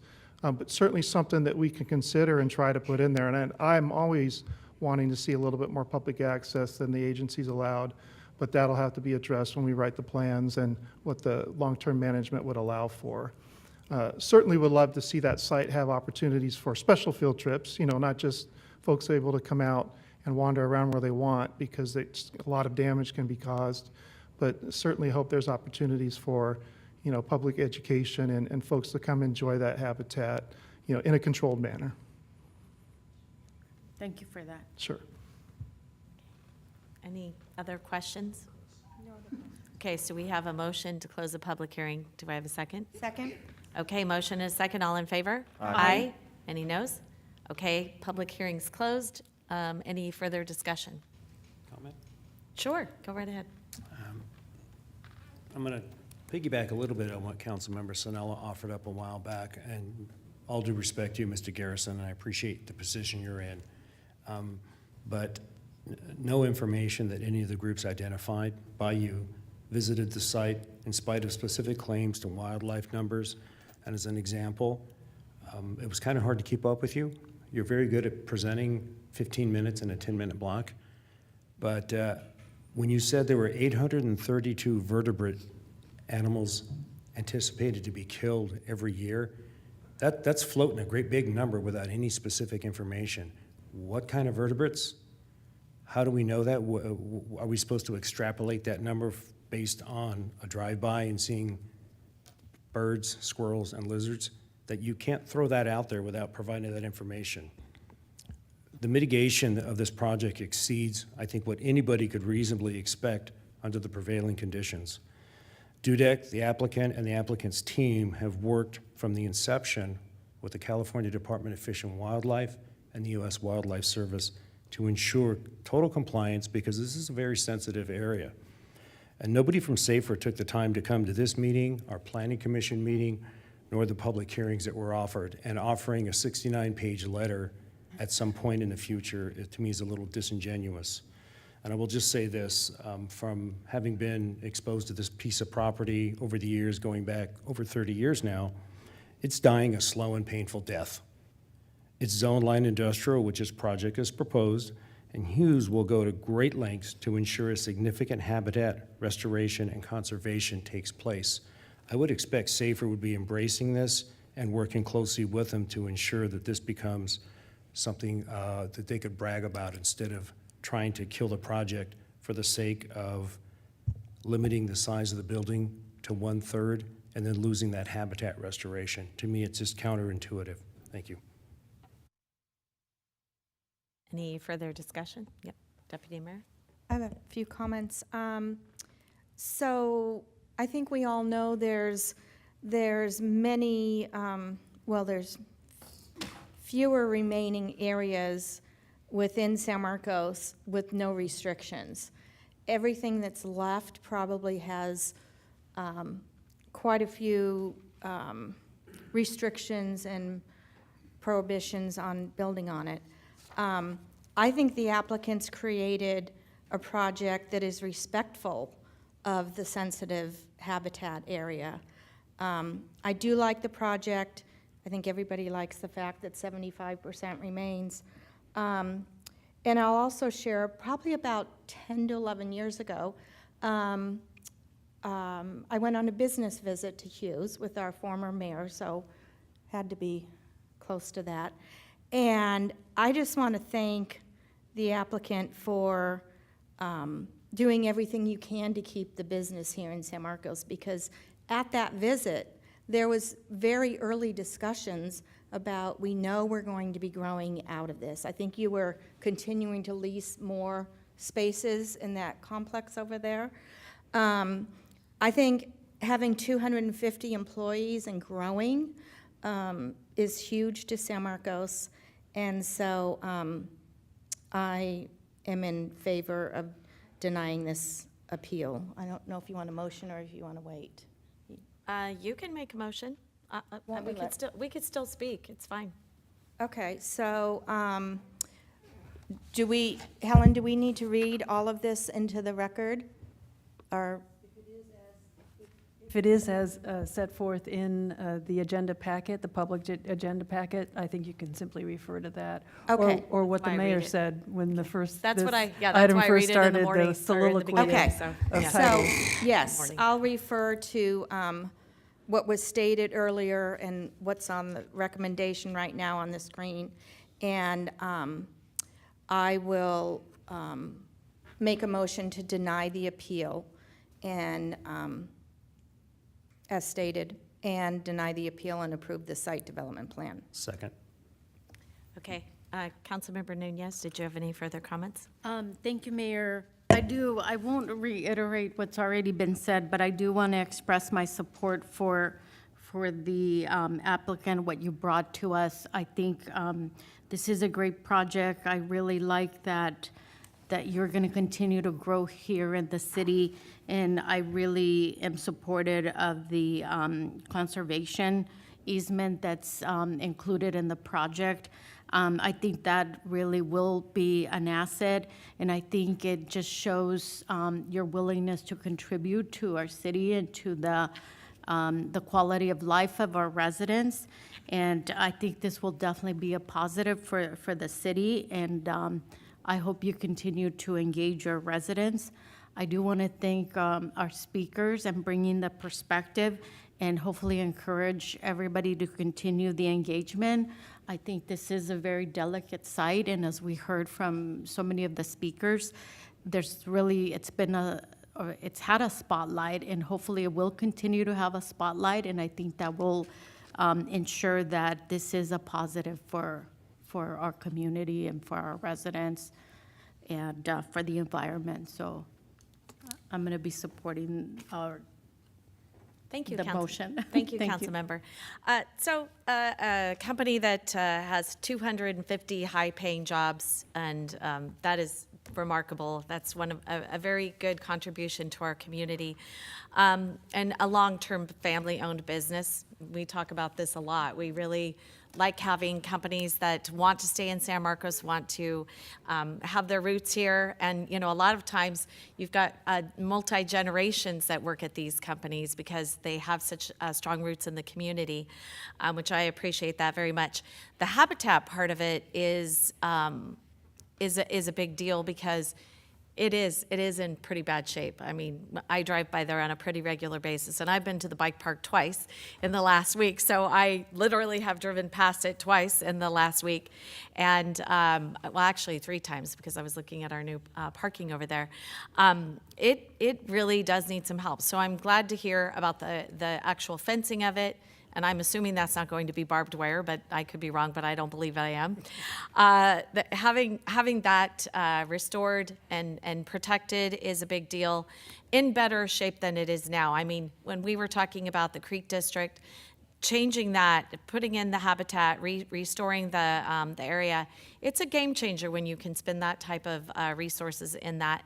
And it's hard to find property because everything's infill now, it is really tough. And then, you know, again, keeping the jobs here.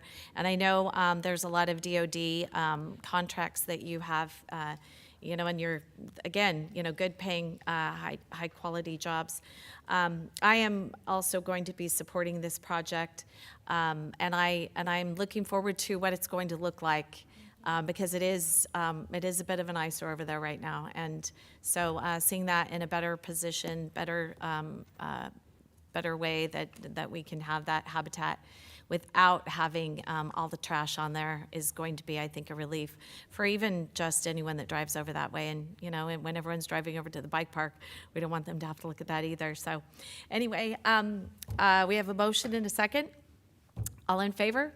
Aye. Aye. Aye. Any noes? Seeing none? Okay, motion passes. Okay, moving on to our next, which is, I think that is going to be oral communications. So I think we have a few, 1, 2, 3, 4, 5 speakers. Oh. 6, 7, 8, 9, 10, 11 speakers. Okay, we are going to give everyone 3 minutes, being that it's getting kind of late. So first up will be Angelina, followed by Shiro, followed by Warshawn.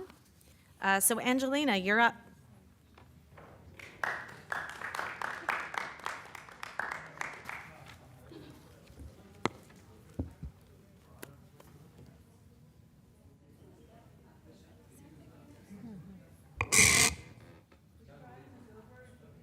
If your item is over, if you could take it outside. We have speakers that are still here waiting to speak. We are taught to... Welcome, Angelina. Thank you. We are taught to respect those who are elected to represent and serve the public. This respect is earned on the basis that those who are hired are set to adhere to the public's will to do so.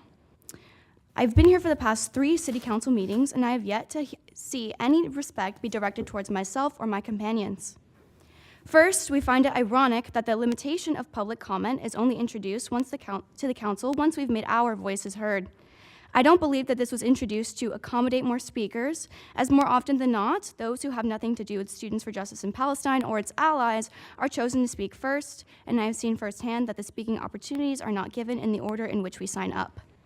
Secondly, Mayor Jones has made it exceedingly clear that she does not care about reducing time to give more speakers an opportunity, as during the last meeting, she intentionally skipped a speaker when another called up the intentional and continuous mispronunciation of their name.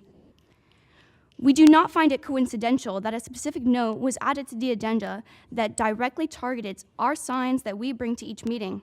I mean, it's paper. If the words on those paper are something that you do not like, then that speaks volumes on where you stand in relation to human rights.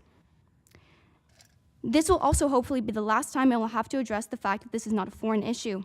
But to hammer it home, I will give an example that involves the US government and illegally occupied territory, Guam and Puerto Rico. Puerto Rico, known by the indigenous Arawak Taino as Borinquen, is the closest island America claims as territory. Those are my people. That is my family. Similar to Palestine, we are illegally occupied by the West, an occupation that is illegal as the sale of the island was between the Spanish in Europe and white Americans in the States. If that sounds familiar, it's because of the illegal British occupation in Palestine 100 years ago until the settler colonial state of Israel was created. I will never stop talking about Palestine until complete Palestinian sovereignty is reached, just as I will never stop talking about Borinquen until Boricuas see sovereignty.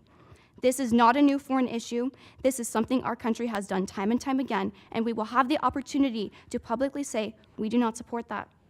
Lastly, we do not pose a threat to you when trying to approach city council members or the mayor at the end of the meeting. We are aware of the rule that a response is not required for a public comment, which is why we wish to hear from you directly. If you believe that youth of color approaching you is seen as a threat, then you will need to reflect on what seems to be personal bias. The pushback that we are being faced with is not something that we are unique to. We notice the dismissal towards citizens pushing for affordable housing acts, transportation expansion, and more, claiming it is simply out of your jurisdiction. I strongly believe that if you care about these issues, you would be supportive of your constituents voicing these concerns and make even the smallest thing happen. But you're not. That's incredibly shameful, and you know it. If you feel so strongly against rejecting, considering... Thank you, Angelina. Next up is Shiro, followed by Warshawn, and then after Warshawn will be Aiden. Warshawn? Welcome, Warshawn.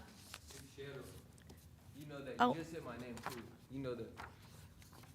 Well, I have a lot of. I want speakers you to that are picture this fact, or at least try to, since Rebecca Jones is desensitized to brown casualties. Every day in Palestine, 3 buses worth full of children are killed. In the United States, we are told children are the future and should be treated accordingly, as the future of the nation is in their hands. In Palestine, the only future the children have is surviving one more day and having one more meal. The average child in Palestine's daily diet consists of only 240 calories a day. You cannot tell me that cutting off food and water supply during an already occurring genocide is not crimes against humanity. How about the said-to-be safe zones, which are made up from tents from the innocent families fleeing, are being bombed by American weapons that is supplied to terroristic IOF? Are these not crimes against humanity? If the city of San Marcos preaches about diversity and inclusiveness, why can't we manage to put a permanent ceasefire resolution on the agenda? 2 city council members or the mayor is all it takes. All of your silences is complicity. Thank you, Shiro. Next up is Warshawn, followed by Aiden, followed by Bryant.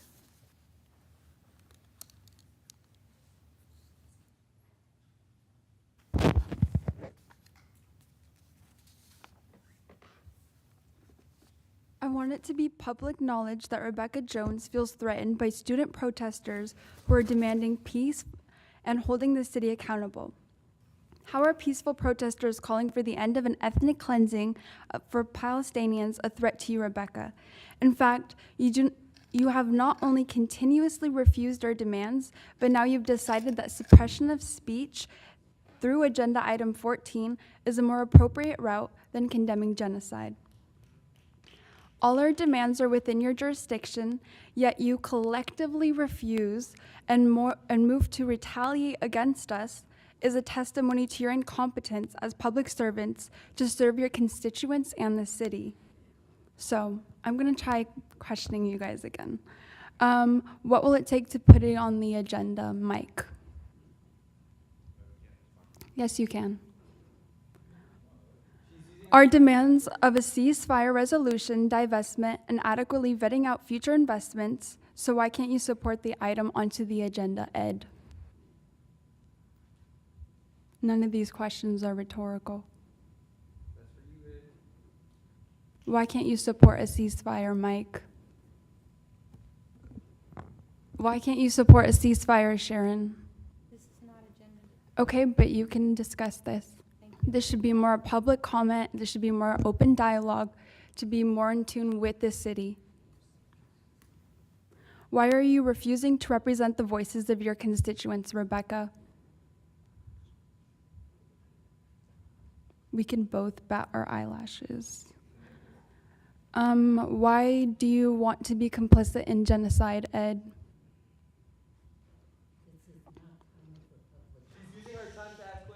Mutual respect, Becca, that's your cue. Why are you refusing to represent the voices of your constituents, Sharon?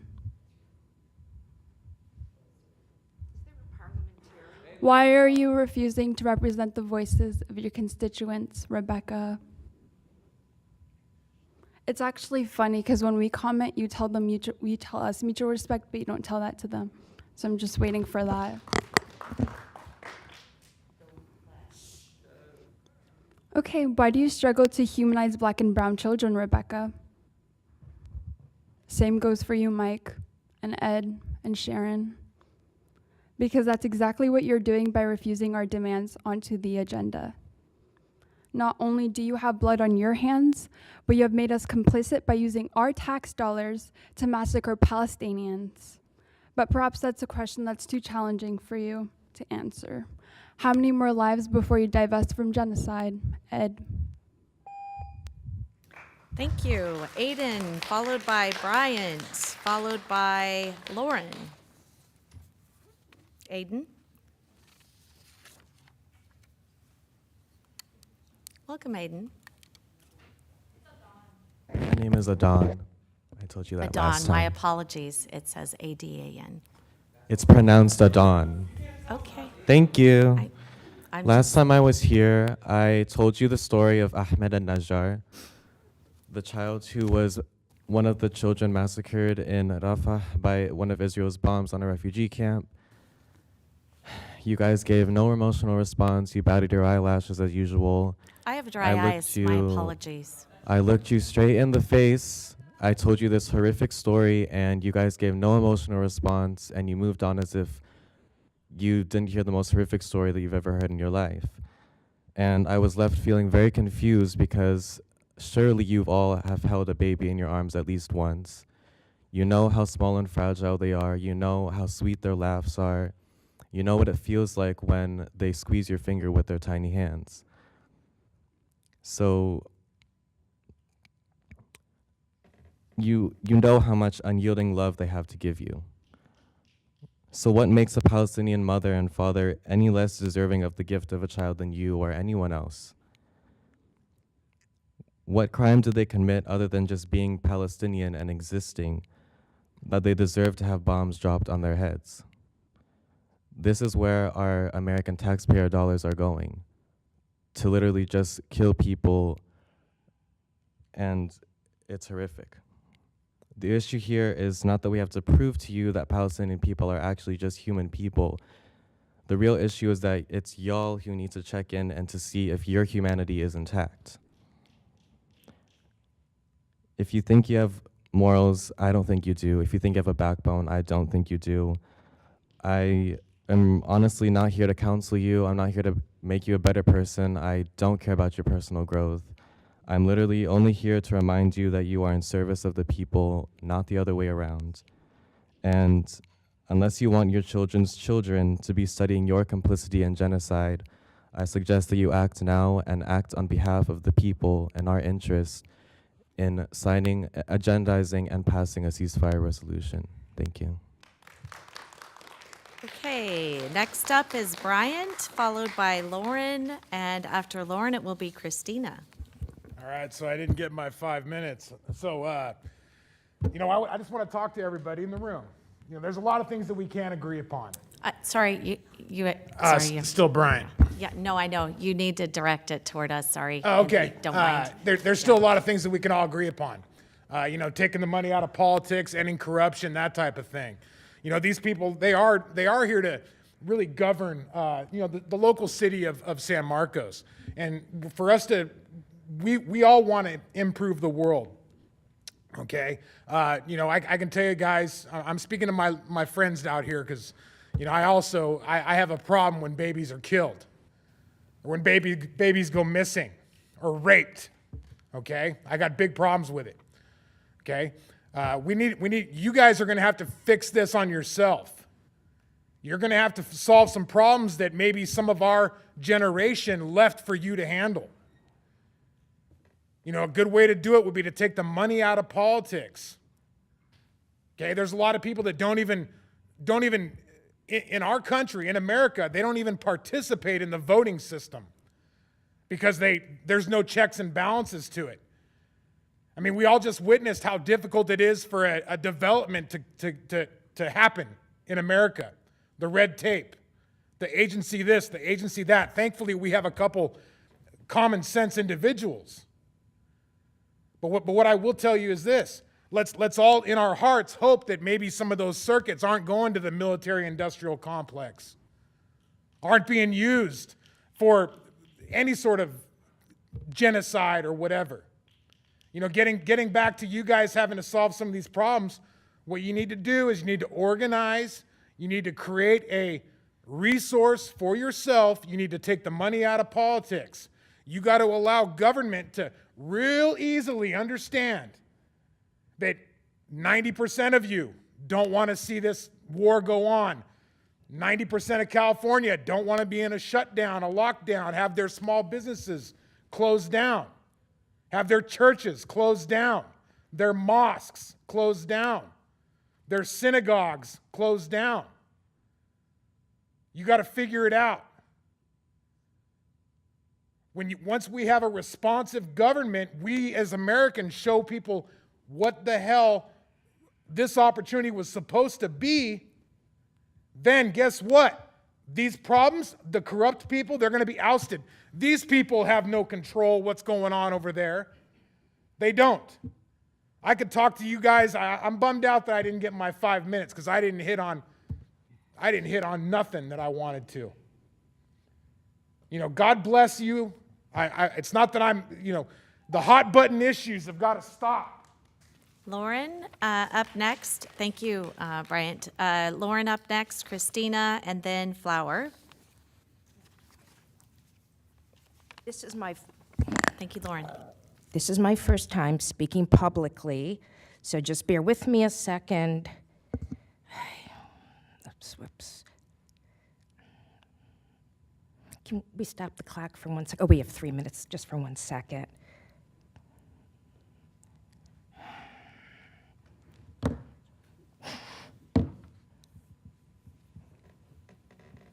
Thank you.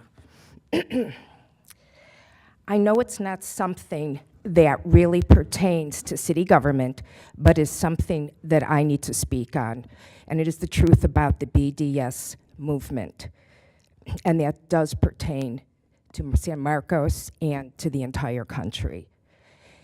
The BDS organization was formally founded in 2005 after being established at the infamous Durban Conference in 2001 by anti-Israel NGOs. It was created as a political weapon with the aim of eradicating the state of Israel and is a continuation of the call to boycott Israel that has been around since before the state was even established in '48. BDS presents itself as a social justice movement, when in reality, it is a political movement that seeks the defamation, delegitimization, and eventual elimination of the state of Israel, a state opened by the group's founder and leader, as stated openly by the group's founder and leader, Omar Barghouti. To further their goal, the BDS movement presents a black and white narrative insinuating that Israel is uniquely evil.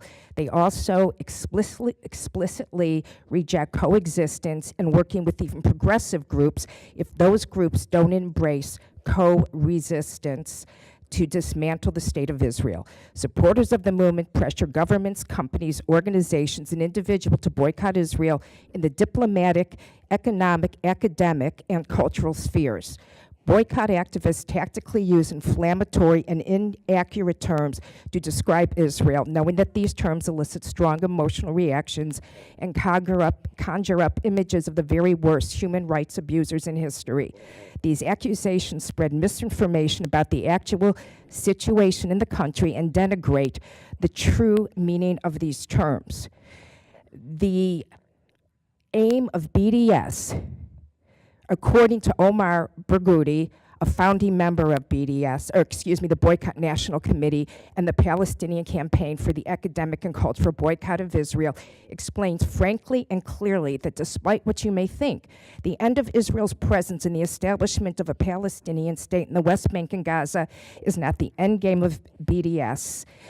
And I'm just going to go off script, and that's basically BDS hurts Palestinians, it hurts Israeli Arabs, it hurts Muslims, Christians, Jews, atheists. They make the Palestinians that were coming into BDS before the massacre on October 7th. Thank you. They were Christina. making more money than they Lauren, do in sorry. Palestine. Thank you, Lauren. Christina's up next, followed by Flower, and then Dan.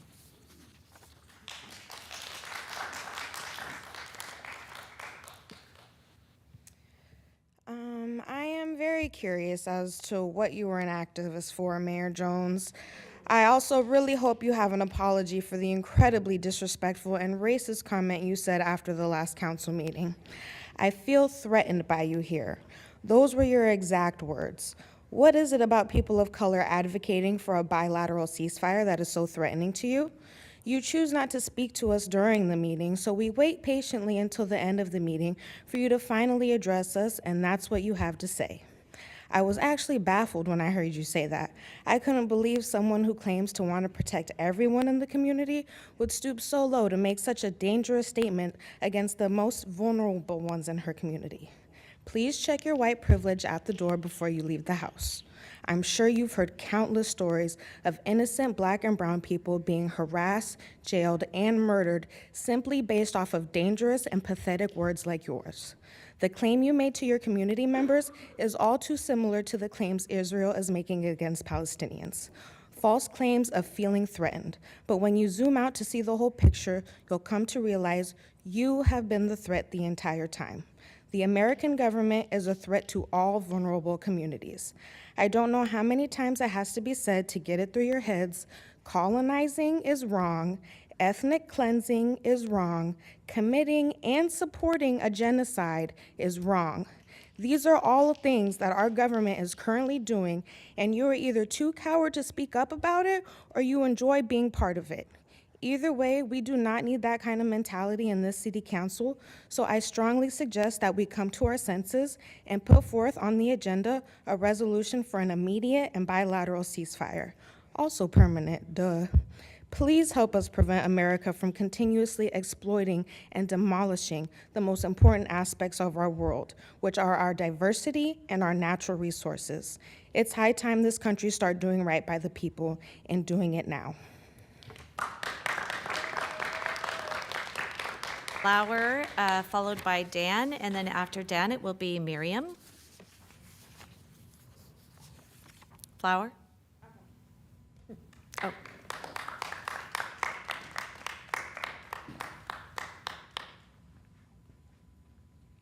Again, thank you for having me. I'll state my name and organization for the record, Flower Alvarez Lopez with Universidad Popular. I really struggled with this public comment. I just want to be clear that I'm seeking to foster open and honest dialogue with the council. My intention today is to have a meaningful invitation to the council to join us at the table for discussion. I want to thank y'all for everyone that made public comment, regardless if I agreed with them or not here today. These conversations are part of a healthy civic participation. So thank you, council, for allowing us to bring our perspectives to you. I apologize. I want to bring up because I did struggle with this. So I didn't expect that I was going to sit here and come and make this type of public comment, but I did want to bring this back up. I have sat in this chamber and witnessed bias treatment towards residents. There is a noticeable disconnect between communities of color in San Marcos and law enforcement. And today we were reminded of that right in this chamber. Throughout my life, I have experienced racial profiling by San Marcos Sheriff's Department. I grew up in the city. I grew up in this area. As I walked in the chamber, I was stopped by a deputy without a valid reason, purely based on my appearance. As much as one might want to ignore that incident, it happened right before your eyes. This reflection, it reflects a broader issue of racial disparities, and I want to make sure that everyone has fair and equal treatment. That the conversation was actually had when we were visiting item 14, is that we want everybody to have the same policies applied evenly.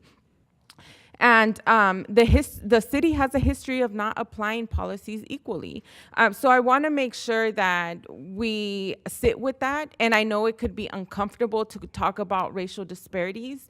It could make a lot of us feel uncomfortable. So I want to make sure that in order to have a productive conversation, that we take the time to reflect on everybody's comments here today and make sure that we try to see where everyone's coming from. Thank you for your time. Flower. Next up, Dan, followed by Miriam, and then after Miriam, it will be Amara. Welcome, Dan. Dear City Council, first I want to express my excitement about the newly opened bike park. It looked fantastic and I can't wait to try it out. However, today I need to address the issue unrelated to City Council responsibilities. At the last meeting, it was interesting to witness someone who has no genuine connection to the Jewish community, someone who does not practice Judaism, falsely identifies himself as a Jewish to disguise the anti-Semitism and hatred for Israel. I have lived in the Middle East. I have shared meals with Palestinians. I drank from the same springs, and I speak some Arabic. This allows me to identify myself today as Palestinian in this context. As a Palestinian, I can tell you that the supporters of Hamas terrorists do not care about Palestinian lives. Israel has offered and agreed to peace many times, but corrupt Palestinian leaders have rejected these offers consistently. Our Palestinian leaders prefer to maintain our victimhood as it ensures continuous flow of aid from US, which they happily steal. The Rais, Yasser Arafat, daughter, inherited 8 billion with a B, and the current Hamas leaders live in luxury Qatar, sitting in on combined wealth of 6 billion of stolen aid money. When Hamas terrorists launched the attack on October 7, people in Gaza celebrated murder and rape of innocent civilians. This is the result of our education system, which teaches us to hate and destroy rather than build and create. We Palestinians envy our neighbors in Israel, but instead of building our own nation, we dedicate our lives and the lives of our children destroying what Israel has built. Consider the Hamas supporters here. They believe they're helping Palestinians by spreading misinformation. In Gaza, women are beaten for not covering their heads. Suspected homosexuals are executed in horrific ways, and political opponents are thrown from the rooftops. Racism is a norm in Gaza. Those with black skin are derogatorily called abed, which means slave in Arabic. This is the reality of Hamas rule. Israel is not going anywhere. It's a Jewish historical homeland, and Palestinians must find a way to live peacefully alongside Israel. There are many worthy reasons and causes to support, but supporting Hamas terrorists is not one of them. Shukran. Thank you. Thank you, Dan. Next up is Miriam, followed by Amara, and that's it.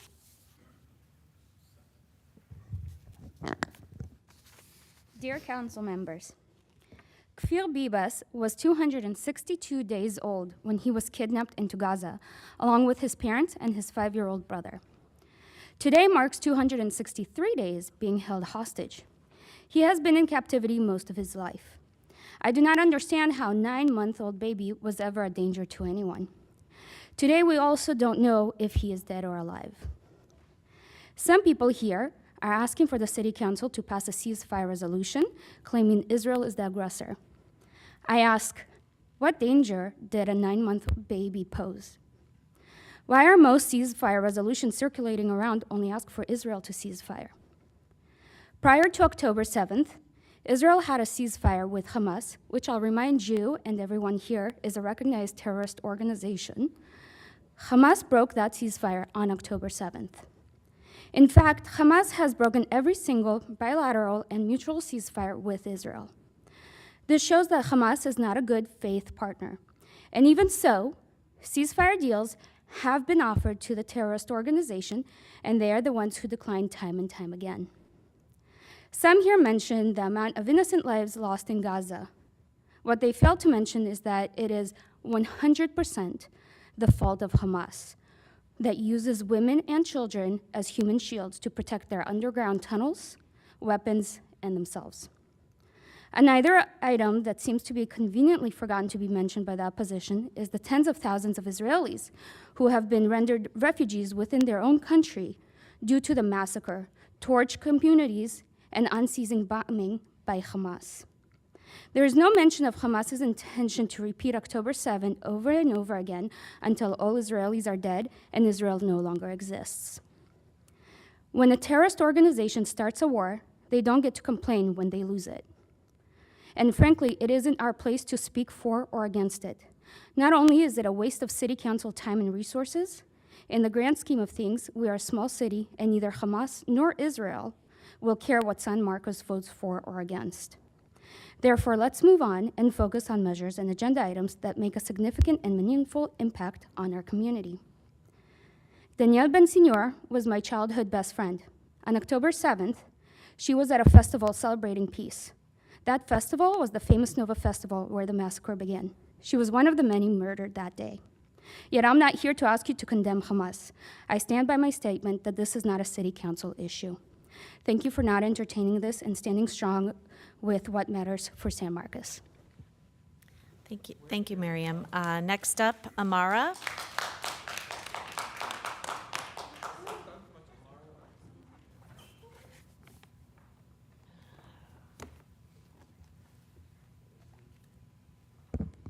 Hello, my name is Amara. I am taking my time here to reiterate the disgust with the incident in which a fellow constituent was profiled by a police officer here and asked to have their bag searched. Police are public servants and are meant to serve us, the citizens. The rise in police brutality across campuses in California is extremely disturbing and instills fear in the public. And while that was not an instance of that exactly, I would hope that the San Marcos police and law enforcement, including the ones in this chamber, are committed to protecting and serving the community, not intimidating us and and perpetuating a cycle of violence. I also want to state on the record that at the last public meeting, as my group has already mentioned, you, Rebecca Jones, stated that you felt threatened by the presence of us, two college girls, asking you a question. To feel threatened by the presence of young women, especially that are of ethnic backgrounds, particularly Black and Arab, perpetuates racial stereotypes of POC being inherently violent and dangerous. Mayor Jones, I ask you to consider your own internal racial biases and publicly apologize for your choice of words. Helen, Mike, Ed, Rebecca, and Sharon, are you committed to listening to your constituents? Are you committed to anti-racism? Are you committed to protecting the POC community from law enforcement interactions that leave us in fear and actual panic attacks? I'll take the rest of my 1 minute to wait for your response.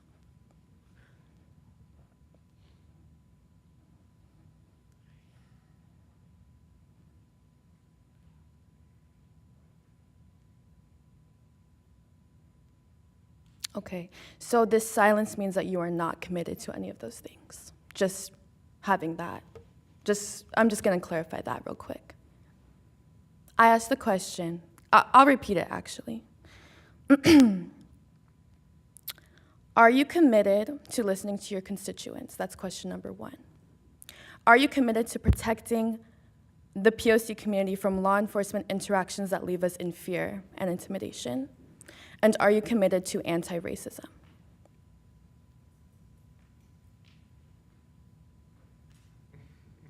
Okay. We got 20 seconds left.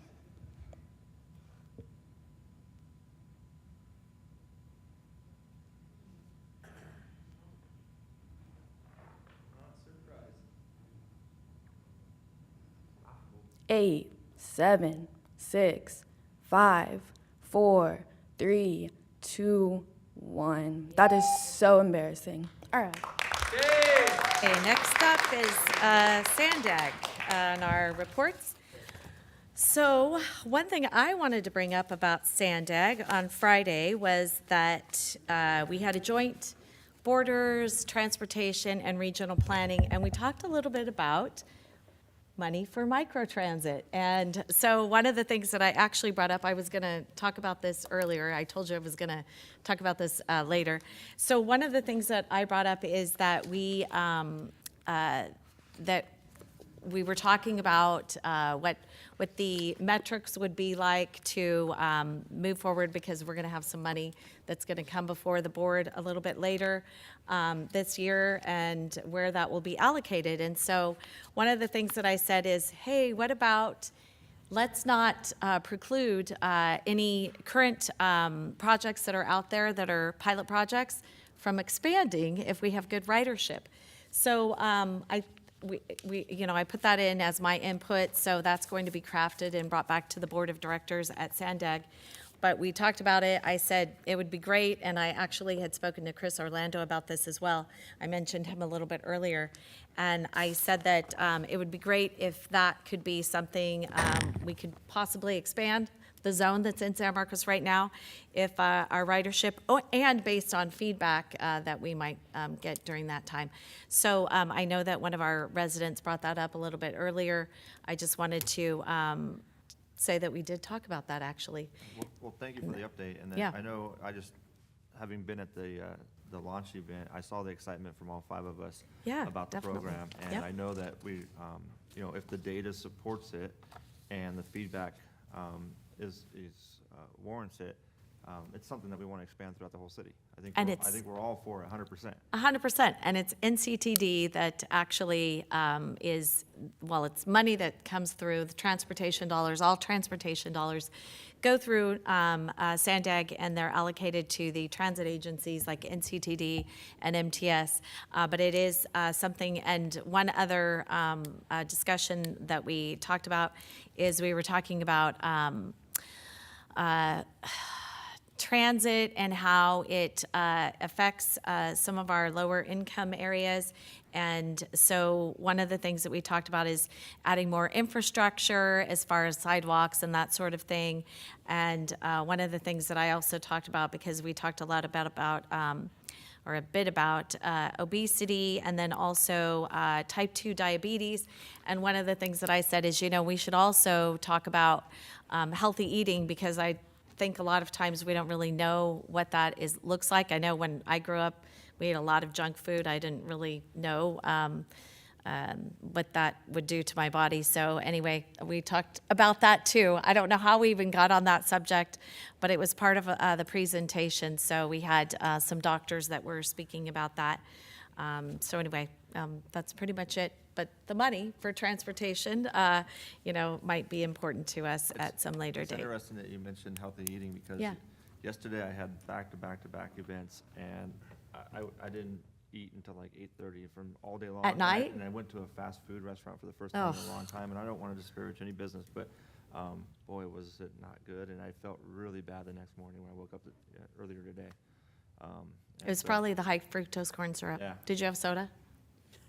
It does it to you. It's terrible. Your body can't I had a actually. soda too. Yeah, your body can't actually process that. But anyway, okay. And then next up, League of California Cities, council member.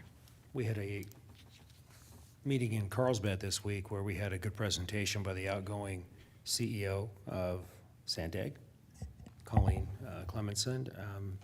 Some of the projects that are occurring now and some ones that are looking forward in the future.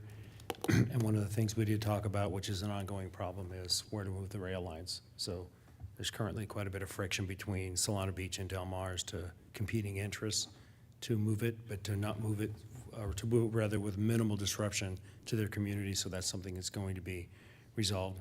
And then last week, we had our semi-annual taxation and revenue meeting, and I'm the region's representative for the state for that. And I'm just going to touch on a few of the items that were on there, because they do have an interest here in San Marcos.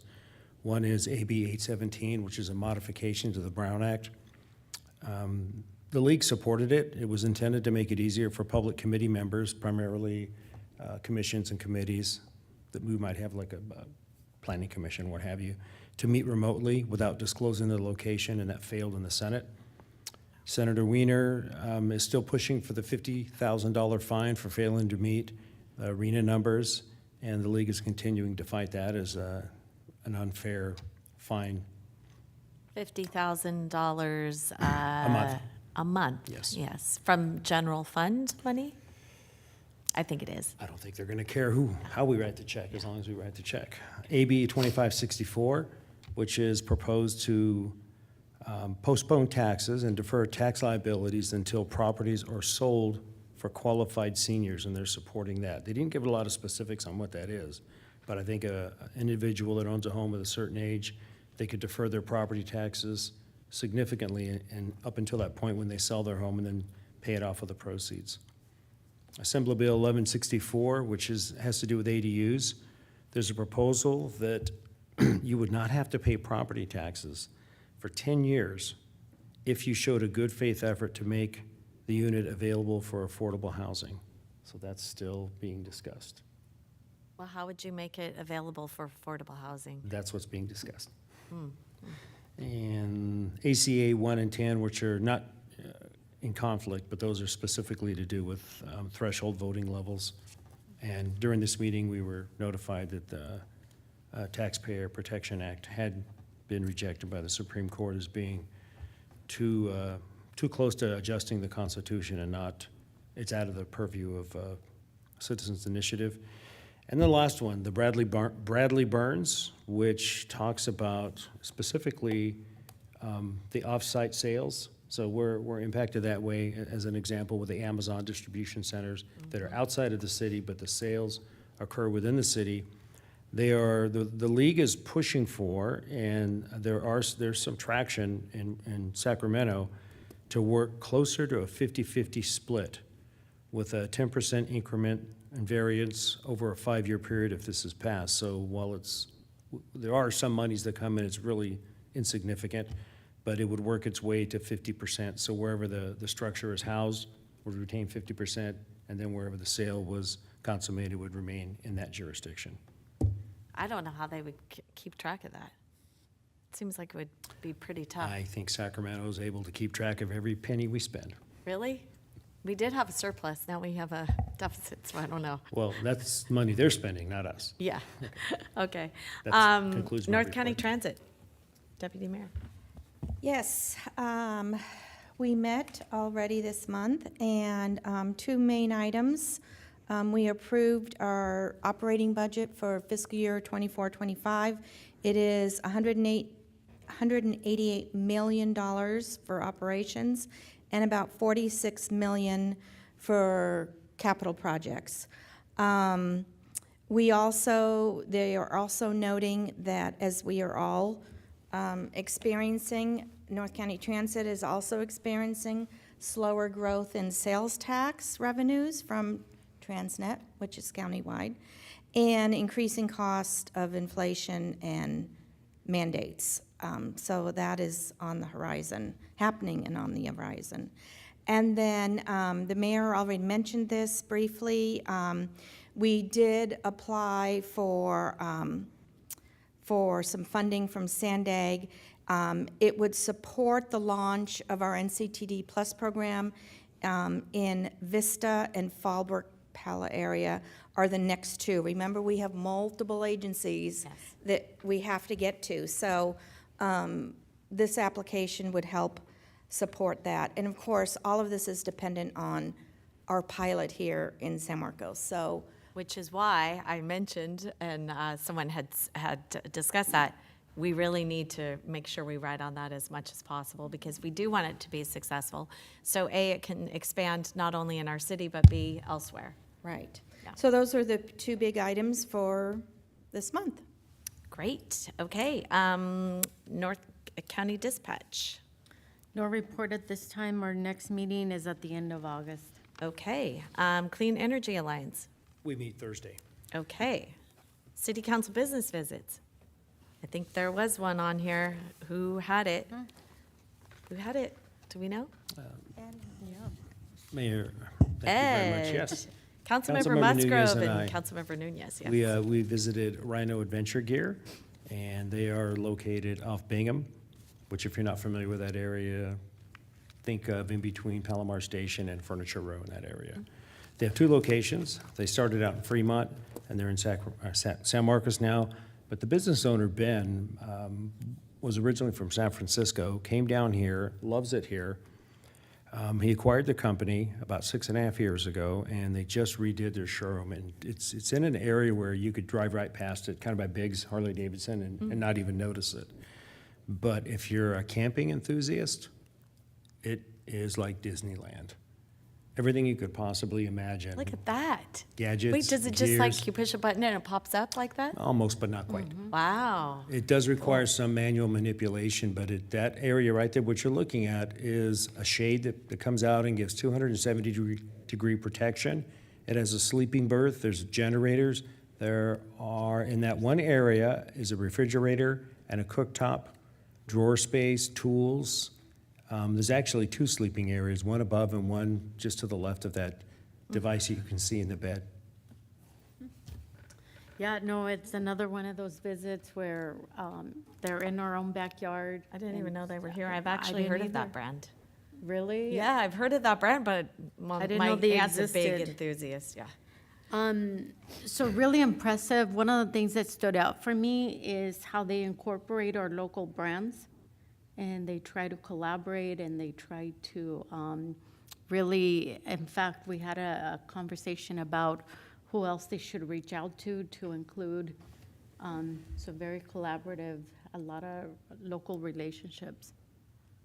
They have products that you might find, as an individual, you might find hard to market, such as tie-down straps, high tensile strength rope, some really impressive solar panels.